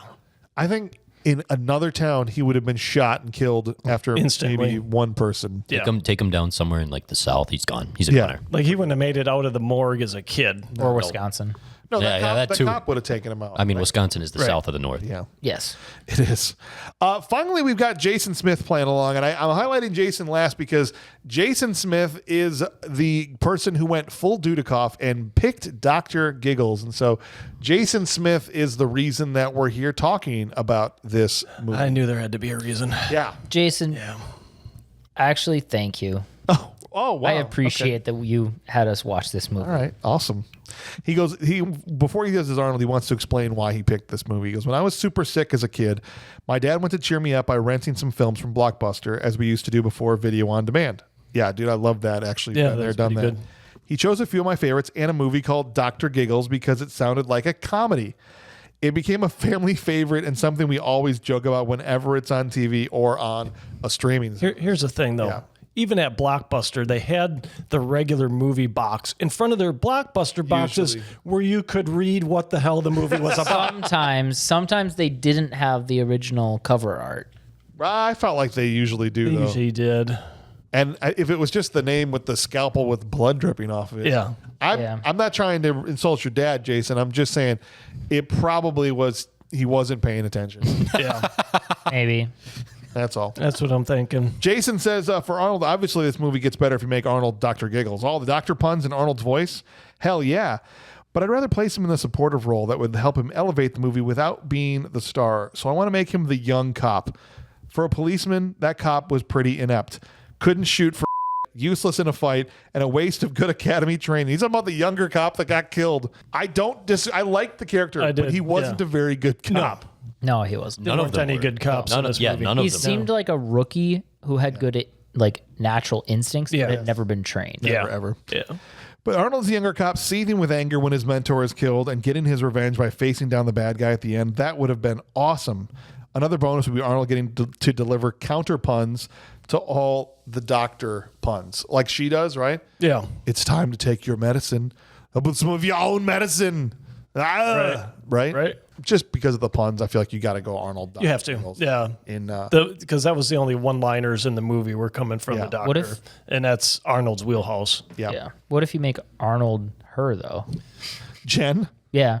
I have a weak heart. so I have to go and get a heart transplant because I'm just my mother, she died in surgery, so I'm very scared, and so my heart's broken. Wait, is her mom freaking Queen Amidala? Yeah, Died of sadness? Side of a broken heart. Yeah. There you go. Let's start giving out some awards, guys. And let's All right. start with our Will Patton Award for Intensity, which is the award we give out to the actor who just dialed in, gave it 100% all in, no matter the fact they were starring in a movie called Dr. Giggles. Let's go. You want a war? I'll give you a war! I don't want them to gain another yard. You blitz all night! And if they cross the line of scrimmage, I'm gonna take every last one of you out. You make sure they remember forever the night they played the Titans. That's right. What are you doing with a gun in space? Oof. What are you doing with a gun in space? What are you doing with a scalpel inside your mom? Yeah. If Will Patton had played the frickin' cop, Oh, the man, young that version that of would the have been cop, epic. what are you doing with a scalpel inside your mother? Right? So good, dude. Oh gosh, just in the flashback scene, he's the older version of Will Patton. Yeah. Right. Oh, Yeah.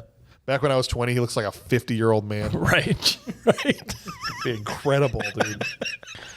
All right, Jason Smith will kick this one off. He goes, Larry Drake as the good doctor. In my opinion, he carries the movie with an intense level of psycho killer devotion. I was rooting for him more often than I thought I would. Only part I didn't care for was his delivery of the last line, but I blame the writing for that.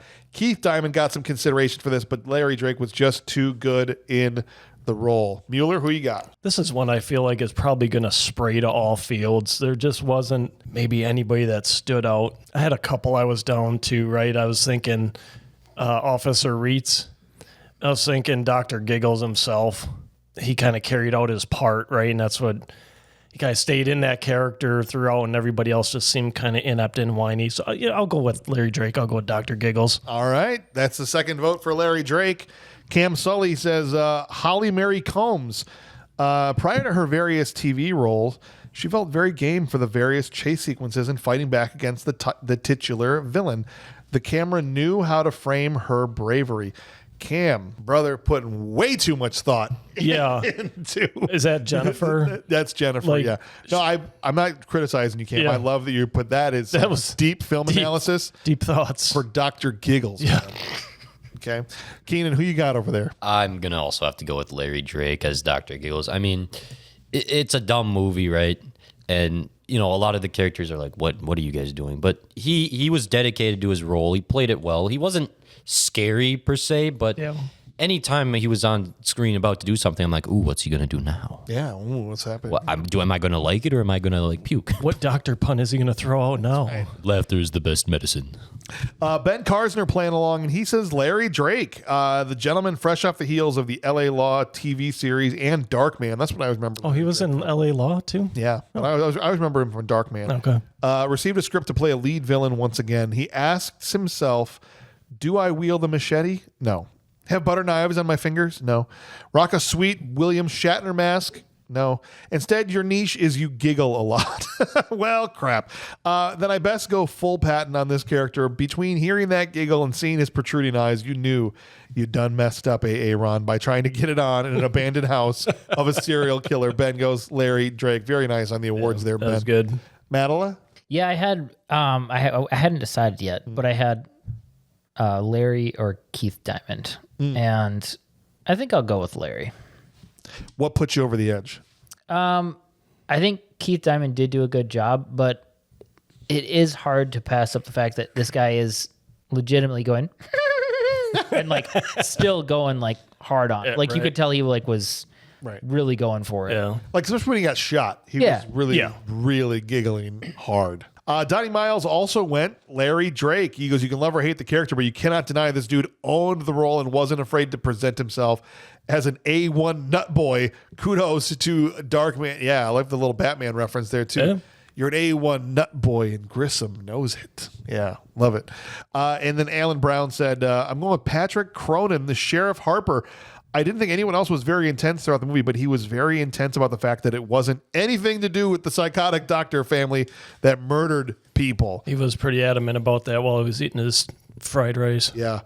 I'm going with Dr. Giggles. I'm going to go with Larry Drake 100% because, look, there's only maybe two people in this movie. Well, three. Okay. There was the cop, with both cops, 49er cop and Reitz, and Dad. Every other person he killed, I was thrilled. I was happy he killed Stu and his girlfriend. Yep. I was happy he killed Mrs. Henderson. I was happy that he got Dougie Doug and the girlfriend there because they were annoying. And I can't think, Corrine and the Halloweeners. Like, they set up all these terrible people, and we're supposed to like be upset that Dr. Giggles is killing them. Yeah. When the dad lived, though. Yeah, the dad lived. No, right, but I'm saying like when I thought. Oh, when you thought, the only people that I got upset about. I was like, oh, not Dad. I was kind of that way too. I'm like, but like, dang, Dad. Almost everybody, they framed them. You know, in other slasher movies, they put some work in to make the characters likable. Not all. Make you care about them. There's always a couple a-hole characters that do that on purpose so people can be like, yes, get them. But for the most part, you shouldn't be on the killer's side. Right. But Larry made me pull for him more often than not. Yeah. I think Larry Drake was all in this movie. Yeah. Fully committed. And so that means with overwhelming amount of the votes here, Larry Drake is going to win the Will Patton Award for intensity. Well-deserved. And we move on to an award that should be much more competitive. Yeah, that wasn't as sprayed as I thought it might have been. No, this one, I think, could go all over the place. Probably This will. is the award we give out to who was the worst acting performance in this movie. It's not a career award, but in this film, who did the worst? Who had the acting range of a trash can full of dirt? Trash can, oh trash can, it's a trash can full of dirt, yeah. Love never dies, and neither do they. Love is eternal, and that's a long time. Amen. Guys, Steven Seagal, ultimate trash can, but who was the worst in this? We'll start with Alan Brown. Sarah Melson, a.k.a. Corrine. Her attempt to seductively play the sax wasn't at all alluring or provocative. It was straight up awkward. That's the first vote in the door from Alan. Mueller, who do you have as your trash can pick? Oh, my gosh. There is no shortage of people to pick from here. No. Geez, I'm even looking at Mrs. Henderson's IMDb photo. Like, those are her real life bangs. Like, she got the same bangs. I'm like, you wouldn't pick a different photo than that? I'm going to go with Tamara, Michelle Johnson. All right, Michelle Johnson. Yeah. All right. Yeah, she's one of those. I'm like, I'm glad you caught it. You got roto-rooted. You probably deserved it. Fine. Donnie Miles says Keith Diamond as Officer Joe Reitz. This guy wasn't terrible in a movie full of mediocrity, but he brought just a little too much ham for my sandwich. Donnie Miles. Oh, Donnie, come on. That's 3 votes in for 3 different people, exactly as we saw this playing out. Keenan, who's got your vote? I'm gonna go with whoever played Max. Oh, yeah. Oh, yeah. He was very not good. Max? Glenn Quinn. Glenn Quinn. Not good. No longer with us anymore. He actually died in 2002.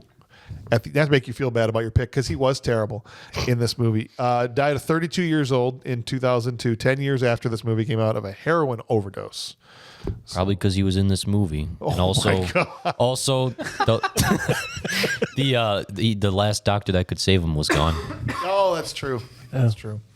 So I'm sorry, you went with Max. Max. Okay, so still 4 votes in for 4 different people. Watch all 10 or 9 of the votes are going to be for 9 different people.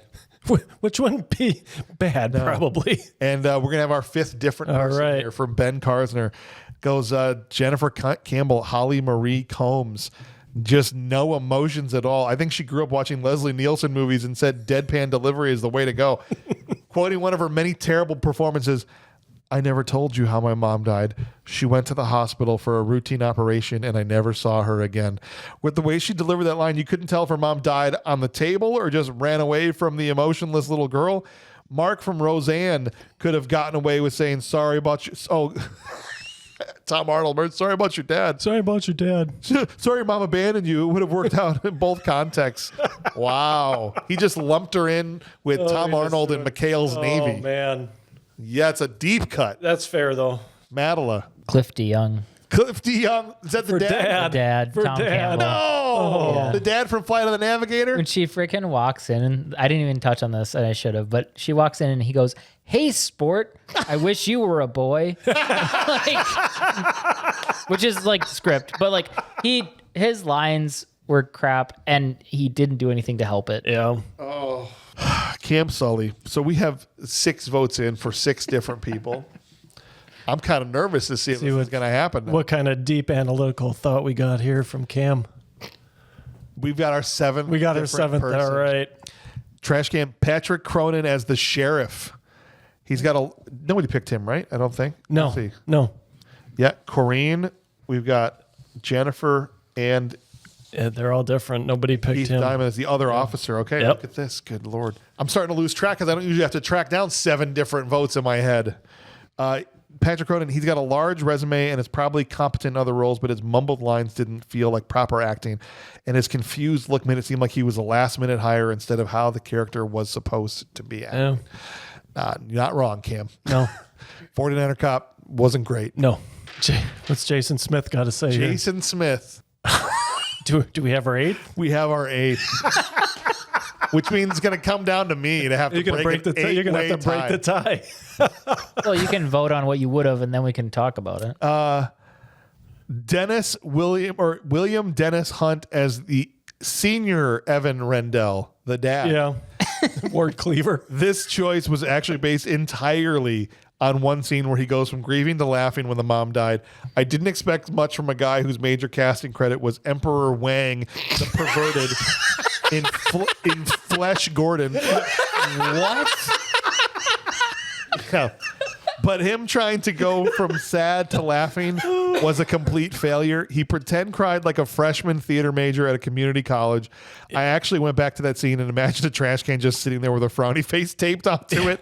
And then a cut to Evan being sad. Then a cut back to the trash can. It has a happy face on it now. Putting in a trash can with different facial expressions taped onto it would instantly improve the entire I forgot. movie. Totally forgot about that part where his dad was trying to cry. The door just opens in that first cutback scene, and it's just the trash can. Yeah. I don't know if they'll pick up on camera. But just so the garbage man comes and picks it up and empties it out. Sorry about your mom, kid. Just so you guys can see here.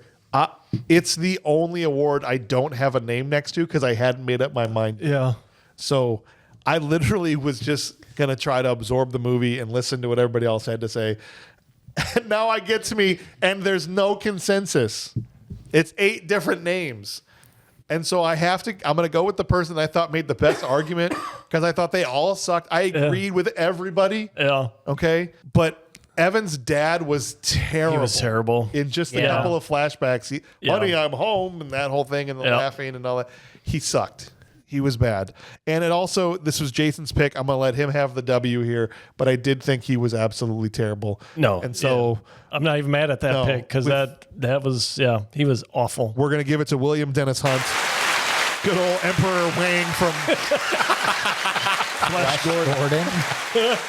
I think I downloaded the wrong movie. Wow. All right. Let's talk about somebody that was in a small part that did a good job. Someone who, they weren't a lead, they had a minor role, but they made the most of their limited screen time. It's the Steve James Unsung Hero Award. You know, every place you go, there's always someone who thinks he's a badass, right? Then there are those few who are. Are you some kind of a badass karate boy? Oof. All right, Jason, kick us off again. He said Richard Bradford as Magruder. I love the grumpy veteran cop role in movies and thought he did a pretty good job. I would like to have seen him go out a little later in the movie, possibly in the end fight, to lend some closure to his backstory.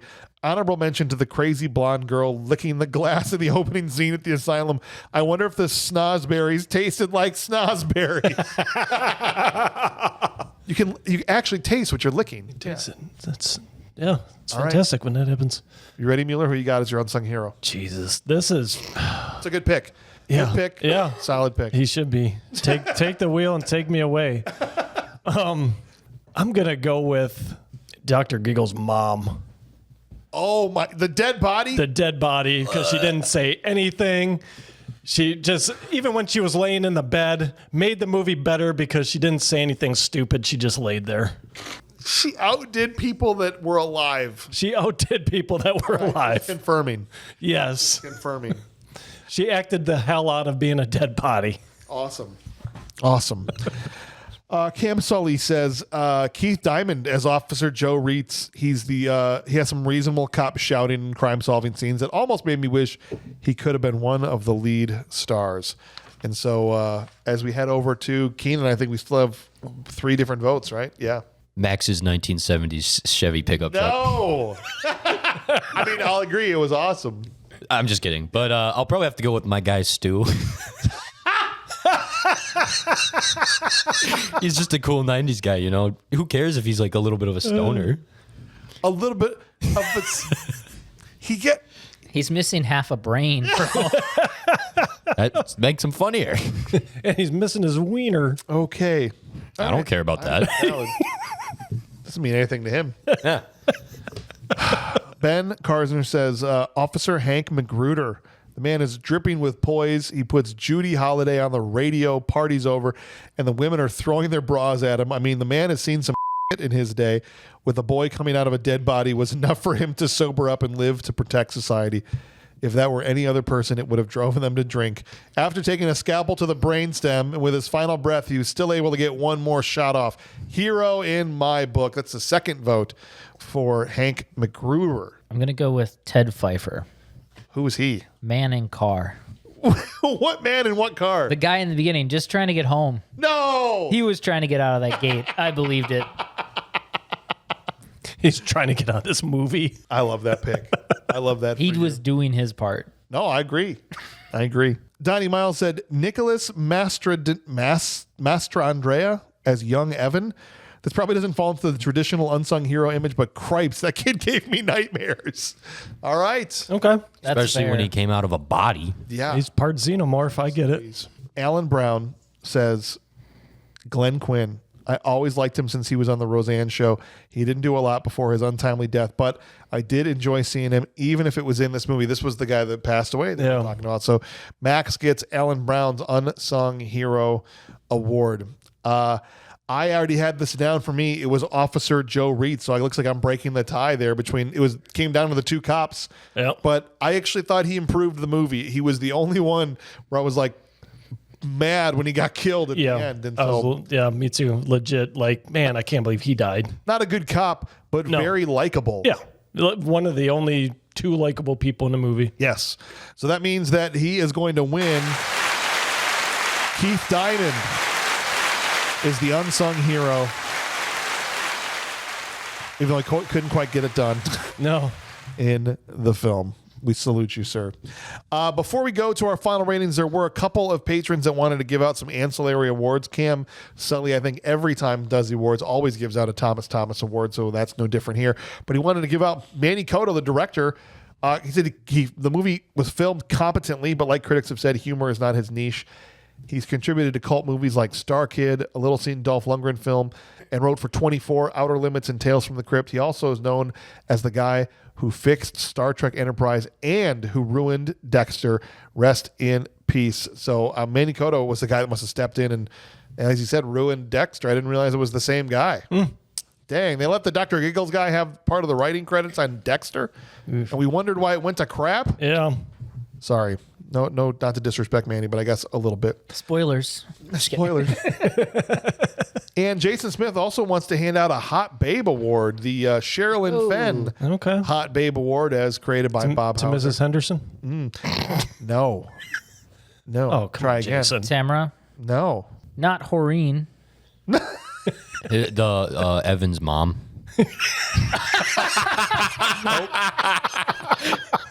Nope. She was the only one that was naked in this It's movie. actually the only character, I think, from the friend group that we didn't name. Oh, what's her face? Stu's girlfriend. Yeah. In Mom's Lingerie. Nice. Okay. Well. He goes, Deborah Tucker as Diane. Man, this was tough because I've always thought Michelle Johnson was hot. And that was Tamara, I think, or Tamara or whatever. Yeah. And Sarah Melson killed it in the saxophone scene, but I don't know about that. But Deborah Tucker was really rocking the black lingerie as the teenage sex object in the film. Plus, I've always had a crush on her since I saw her in Don't Tell Mom, the Babysitter's Dead. I didn't realize she was in that movie. So okay, there you go. There we go. You guys, if you had to hand out your Hot Babe Award for this film, what are you thinking? Oh boy, it's tough. Yeah, it is tough. Not a lot to choose from. No. But I think I'll go with Michelle. Is it Michelle Johnson? Yeah, I'll go with Michelle Johnson. I think that's what I was leaning towards. Yeah, Michelle Johnson. This on looks alone. Yes. I guess I'd go with Horeen. I love it. Keenan? I don't like her character at all. I guess Jennifer was kind of cute. All right. Oh, the main character. There you go. Perfect. Well, guys, it's time to land the plane, as we say. We have got to objectively and subjectively slap a rating on this bad boy. That is it objectively as a film, as a piece of art? How does it succeed? And then how do we feel about it, right? And so I think it's time to, well, actually, let's let Jason go last. We're going to give him the final word because he's the person that's made he's the pick. happen. He's the pick. So we'll start with Cam Sully, who always has a lot to say. Cam said, bad movie, full stop. This was my third time rewatching it, and I am glad I could suffer along with you all. The film was tonally inconsistent, and it wasn't even a trashy fun movie, as there's tons of dead space, and the shock value was one note. The villain's backstory was underdeveloped, and the one-liners felt like amateur stand-up acts. A perfect example of how something can still not ignite, even when there's tons of talent involved. First vote in the books, bad movie, full stop. Yeah, this, you've got your campy horror movies, right? And then you got your scary, you got your horror comedy like your Evil Deads and Army of Darknesses, right? This plays in none of that. I wasn't scared. I had no suspense. I think I mentioned it before. For me, horror, I don't really get scared. I don't do the jump scares really or anything, but it's all about the suspense for me. I didn't have that here. Yeah. I didn't care. Like, somebody died, I was like, good. Yeah.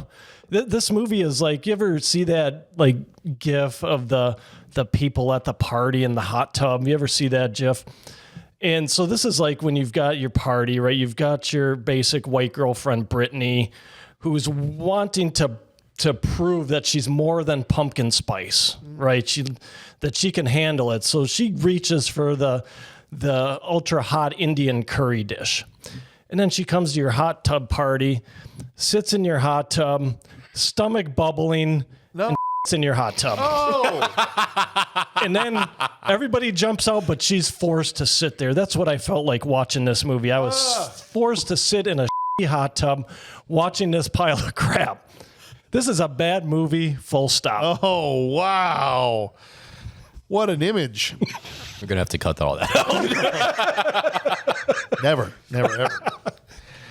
Okay, Alan Brown says, bad movie that rules. Overall, it was a decent movie. It was silly and cheesy. I'll probably never watch it again unless I'm with a group, but it was a good bit of nostalgia for the types of movies from 30 plus years ago. That's our first bad movie that rules. 2 bad movies, full stops, and Keenan has the floor.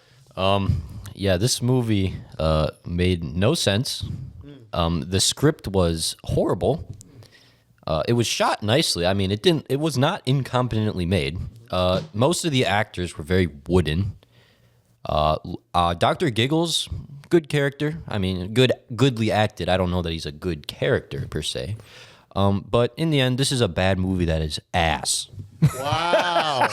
I would never watch this again. It's so bad. It hurt me. I watched it once. I will not watch it again. I couldn't even bring myself to do a second viewing of this. Wow. Me neither. I was contemplating it. I'm like, no. Wow. Not worth it. Didn't even double dip. Man, Stu was going to double dip. With the He didn't wash his hands either. No, he didn't. oh, what So the she was in hell? trouble either way. That's what I'm saying. It's a mercy killing. Does Stu look like the type of guy to wash his hands anyway? Doctor was like, look, No. I know what you're about to walk back into in there. I'm going to do you a I'll favor. do you a big favor. Okay. Donnie Miles says, one of the cool things about the horror slasher genre is when it takes over a specific subgenre and just runs with the theme. Killer Clowns from Outer Space, Serial Mom, The Dentist, Funhouse, and dozens of other great examples of movies that know exactly what they are and why they exist. And I think Dr. Giggles does it pretty well, too. Is it highly memorable? Not really. Does it have a character asking his girlfriend to wear his mom's lingerie? Yep. Check. Check.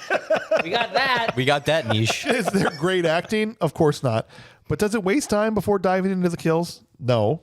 Does the main character creep you out? Yes, indeed. Do the victims' bodies get sat in a waiting room at the end? Thankfully, yes. Does Boy, I hope so. Does a child cut his way out of his mom's dead body? You know it. With just the right amount of groan-inducing doctor puns and more human hearts than you can shake a stick at, this movie rates as a bad movie that rules for me. For Donnie, so we got 2 BMRs and 3 bad movies straight up. As we head over to Madela, you've got the floor. This movie is really, really terrible. It's just, but Facts. I kind of liked it. What? Yes! That's a bad movie that rules. Thank you. There's no redeeming quality. I just liked it. I won't defend it. Like it is, but it's good. I don't know about that one. What was Lauren's review? I think she thought it was kind of dumb. Okay. I'll ask her though tonight and see. I'm curious. Get the official. Oh, man. Ben Karsner says, while growing up, I never really cared for horror movies. When my brother rented this movie from Blockbuster back in the day, I reluctantly watched it and was terrified a little bit by the giggle. It reminded me too much of a hyena before it strikes. Now that I have the pleasure as an adult to watch and fully understand the movie and all the horrible effects and bad acting, I think back to my youth and say, what a wimp for being terrified of this movie. All and giggles aside, this is a bad movie that rules. Hot babe, the nurse receptionist at the beginning of the movie, could not find her name. Can I give her my award? Forgot about her. She looked like kind of like Linda Hamilton. She was definitely enjoyed being felt up anytime, anywhere. This was an absolute pleasure to be a part of this episode. I thoroughly enjoyed watching it twice, once for nostalgia, twice for note taking. I look forward to being part of. I look forward to many more episodes being a part of the awards. Quoting Rocco, "I'll catch you on the flip side." So thank you, Ben. That was his first time ever doing awards for us, Ben Karsner. And I'm going to give Jason Smith the last word here. This is I really struggled to classify them. I said I had complicated feelings about this because I struggle with this. The movie itself, I think, does well with its $7 million budget. The movie looks good. Mm-hmm. It's well shot. I think as a film, man, you probably couldn't ask for it to look much better than it does. Not for that budget. Not for that budget. Yeah. I didn't think the editing was terrible. The acting was bad almost across the board, but Larry kind of saves like the acting because he was so dialed in as Dr. Giggles. If he's mailing it in, then the movie is just it doesn't work at all. But I did not enjoy this at all. I think part of it is I don't like horror movies, so it's like it's hard for me to like one just for the nonsense of it. But I think it was well made. I'm actually going good movie that sucks because I would have no interest in ever watching it again. Mm-hmm. But I actually was surprised. My expectations for it was going to be schlocky, and so many of these horror movies, these low budget horror movies, look terrible. Yeah, which is part of the charm of them. Right. I was so shocked at how well it was done. The acting is so bad. I know, but and the script is terrible. You thought that was done good? Yeah. No, but that doesn't make it objectively good. I think it is objectively good. No, it's ass. With the script and the characters. Now, hold on. I am admitting, and if I didn't make that clear, that's my fault. But I am grading it on a curve because I'm comparing it specifically to low budget slasher horror movies. But this isn't a low budget slasher movie. It's a high budget movie. Yeah, but it's $7 million, a high budget. In '92? Maybe. I hate it, but I think it's well made, so that's where I'm going to land. Wow. Good movie that sucks. Yeah. Okay. Wow. Yeah. Sorry. That is shocking. No, I just think that it's the objective part is what I'm struggling with. Yeah. Yeah. Me too. Because I don't mind horror movies, right? But they've got to be even if they're schlocky and stupid, I still have fun. And this just didn't necessarily have that fun factor to me. Yeah. It didn't have the good acting factor. No. Yeah. No, which is what makes me surprised because I know we kind of think along the same lines. Like, we kind of like stupid stuff like that where, it's dumb, it's horrible, but man, is it horrible in a good way? And we had fun. I just didn't have fun watching this. I get that. I guess I just think I feel like Manny Cotto shot the crap out of this movie. It was probably one of the better shot movies we've seen like this. His flowers for that. Yeah. But while also acknowledging that I hate it and never want to watch it again. I'm like, I just don't think you can have a script that bad and acting that bad and say it's a good movie. Yeah. No, that movie was friggin' gross, man. Yeah. You're getting mad at me. He's the one that said he liked it. I didn't even say I liked it. What's up with you? No, I'm acknowledging it's a crappy movie. I'm not saying that he didn't do a good job. You can do a good job as the director and with the shooting and the editing, but it doesn't make it a good movie if you have bad acting and a bad script. It had all those things. It had bad acting and a bad script. Bad acting, bad script. Terrible movie that I hated and I'll never want to watch. So how can you call it a good movie? It was pretty good. Objectively, though, it's not. It's pretty good. Yeah, as a film, it fails in almost every aspect. So you can't call it a good movie that sucks. But it was pretty. By your own definition. Yeah, but if we're going based off that, so we got two things: bad script, bad acting, goodly shot. That's 33%. So for something to be considered objectively a good film, it has to check every box because no movie does that. No, but it has to be like a majority. But like if you're looking at on a scale, it has to be in every category. It has to be above a certain threshold. I think it's got great effects, great practical effects. The basement set, the set dressing, the set design, incredible. The makeup, nice job. The guys that are doing the contraptions, like the mouth stuff. Yeah. How it was shot, the editing, the camera work. It checks like 9. The 2 boxes it doesn't check are script and acting, which are 2 of huge parts. But it's not all that goes into it, right? And so if it's mostly competently made, I think it's good. I can't have a movie check every single box for me to say. Yeah, and I don't it's expect it either too. But I guess you explaining it that way, I can kind of see where you say good movie that sucks because 2 elements of that sucked. Yeah. Right? And which is why I hated it. Well shot. Right. And the effects were decent and the makeup was decent. I can see. I guess I can see that. Because those 2 things are very important, I think the movie sucks. Personally, I don't enjoy it. Do you know what I mean? But like, more than not of it is well done. It just doesn't it never becomes greater than the whole's never greater than the parts. If that makes sense. Well, then it's a failure. Which I'm agreeing. That's what the sucks so part. Objectively, it's a failure. But objectively, it fails then. Subjectively, it does. Because objectively, subjectively, it worked for you. But objectively, it doesn't. You're about to go cross-eyed, I feel like. No, I'm just saying it's not a good movie. It's not. I'm agreeing with you. Then why did you say it was a good movie? You can't say it's a good movie that sucks, dude. That's First the of one all, thing you fight everybody. That's the one thing you fight everybody on, James. I you fight fight everybody on the objective piece. You say you can't say it's good if you don't think it's. I might have said that occasionally when I felt really strongly about it. Do you feel really strongly about this? I do. Yeah. Oh, why? It's Dr. Giggles. It sucks. Because you're saying it's objectively good. You're out of your mind, dude.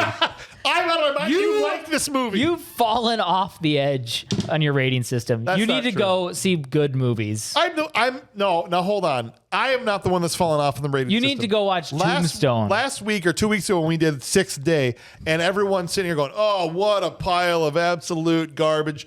And I know they all sat there, and now it gets to the point where everybody on the crew, when they sit down to watch a movie for BMR, they watch it like this with a critical eye bent towards it because they're looking for jokes. They're looking to pick it apart. They're looking for how they can destroy the movie when they sit at the table. And I feel like we've gotten too far down that way critically, and that if possible, when possible, I know you didn't do it this time, but it's fine. We should try to get a movie a chance on its own merits. And so watch it twice. Watch it without anything. Yep. Just watch it, absorb it, then go back and watch it like this, you know, with the eye peeled towards it. You know what I'm saying? Who said the Sixth Day was bad? Everybody but me. I'm going to fight them. That movie's awesome. Everybody but me. What about There's 2 Arnolds in it. So I'm just saying. I Know What You Did Last Summer? I said that was a good movie. Yeah, I know you did. I didn't give you crap for that, did I? No, you didn't. Okay. Then why'd you bring it up? Like what you like. I'm just saying, like my ratings have not fallen off. I'm trying to maintain a sense of wonder about movies, that I'll still allow a movie to surprise me and not just be like, oh, I'm going to massacre this thing before I even hit play on it. Right? No, I watch them twice. Yeah, I watched this one twice. Did you watch this twice? I did. You poor man. I'm so sorry for your sin. I don't always get to, but when I don't, it's not because I don't want to. It's usually a time thing. Yeah. Right? And I try really hard. It's hard when the only pass you get to take on a movie is your notes pass, because then you have to kind of pick it apart. Right. Because we also have a job to do here to entertain and stuff, right? Yeah. But if that's the only way we watch it, then it's real easy to fall into that trap of, well, I didn't even give this movie a chance because I'm watching it to destroy it. And I just couldn't. I've just had movies that you've told me the only reason it was bad was because it didn't have memorable lines. And you said that in and of itself was enough to sink the movie. Yeah, it depends on the movie. I like I said, I try to give each one, on its own merits. And for I don't know what movie that was that we were I don't referencing, remember. But if it was really bad. No, you said that everything else was good in it. Did I? And then you said, but it was bad because of that. Oh, well, then this is a bad movie that sucks straight up then. There we go. Yeah. There we go. You just want to end the If conversation. you're using my own criteria against me, that's No, it's fine. You can keep it. A It's ninja fine. move that I don't have any defense for. So, bad movie, full stop. And all is Movie right sucked. in the world. All right. Let's move on to next week. Well, we got Jason. What about Jason? Oh, Jason. I almost didn't Sorry, give Jason. we got We're not forgetting about sidetracked you. and we forgot about Jason. We have 4 BMRs and 4 bad movies. Yeah. Straight up. I was going to say like good movie or This will something. be the tiebreaker from Jason. All right. This movie has a lot of stereotypical things going for it. Mid 20-year-olds pretending to be high schoolers. Yep. Sex obsessed teenagers. Lots of blah performances. Yep. I only recently realized how terrible Holly Marie Combs was in the role. Her soulless performance, delivering monotone lines with no emotion whatsoever, really made me not care if she ended up getting her heart cut out or not. Yeah, just to pause here for a second. I also didn't care. I didn't care about I only her. cared about Dad and the cops. Yeah. That was it. So. Yep. When he was about to cut her open, I was like, "Oh, so this is interesting. Let's see where this goes." Right? Like I didn't. Yeah. I was like, I was more just surprised they were going to kill the main character. Yeah. Than anything. All right, back to his awards. But Larry Drake giggly murdering his way across the town balances out her acting performance. Maybe it's primarily nostalgia, but I still enjoy this movie. It's campy and cheesy, but knows it's both of those things and doesn't try to be more than what it is.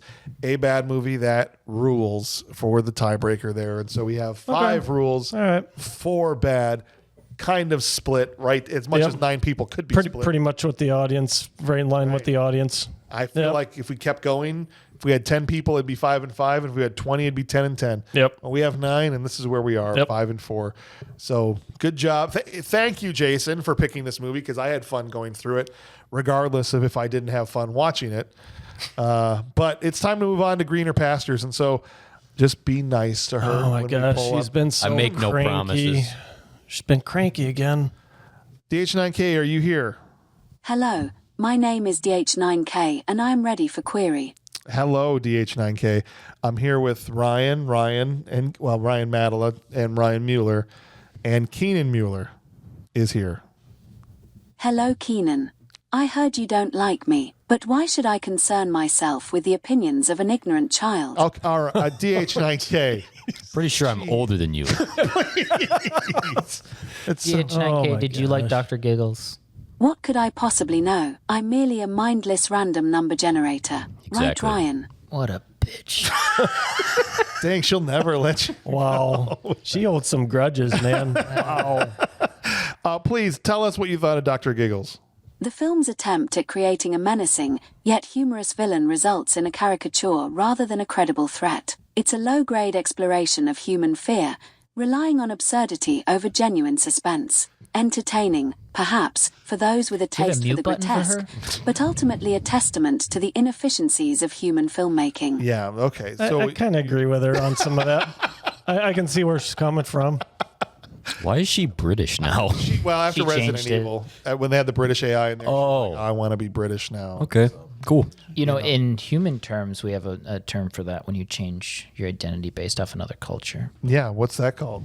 I don't Robotic Assimilation. Assimilation. Yeah. Cultural appropriation. Yes. No. Okay. Okay. Guess I'll shut up now. Was that an... Yes. Okay. Whatever. DH9K, do you want to tell us what we're doing next week, please? Next week you will watch Weekend at Bernie's. It features one of my favorite things. A dead human. Okay. Oh, God. Jeez. Just kidding. More.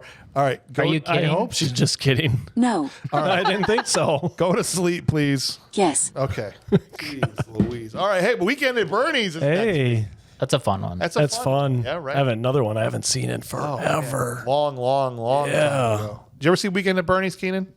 No, sir. Probably been the 90s and I last saw it. Yeah. It's amazing what people can do with the most ridiculous premise and still make it Yeah. 90 minutes long, Right. and enjoyable. So I'm interested to go back in to see if it holds up because I haven't watched it in Right. a long time. So we're gonna have Kurt Mummer in here for Weekend at Bernie's. Grace Hauser is gonna be back All right. at the table again, and Nicole will be here as well. And so should be a good time. Join us next week. I want to say thank you to the mayor, Ryan Mueller, Thank you to Keenan. Appreciate you being here. First time in. How'd it feel? Pretty good. Good. And Dr. Madela, I really am happy you were here. Are you? No. Well, DH9K, I thought you were asleep. Yes, I was going to say yes. Were you, though? Yes. I'm so sorry about that. She's so mean. All right. Yes, she is. We are going to catch you all on the next one.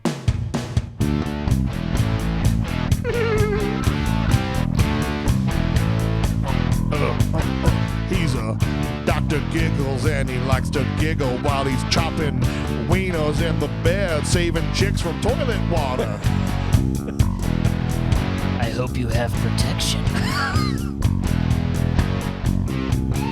Do you wanna wear my mama's nightie? Come on, baby. Toothbrush in the toilet. The movie was worth doing just for that scene. Yeah. Just for that scene. That was. I was more nervous watching the toilet scene than any other part of the movie. Right. Someone never showed him the banana and how that works. Mercy killing. Mercy killing.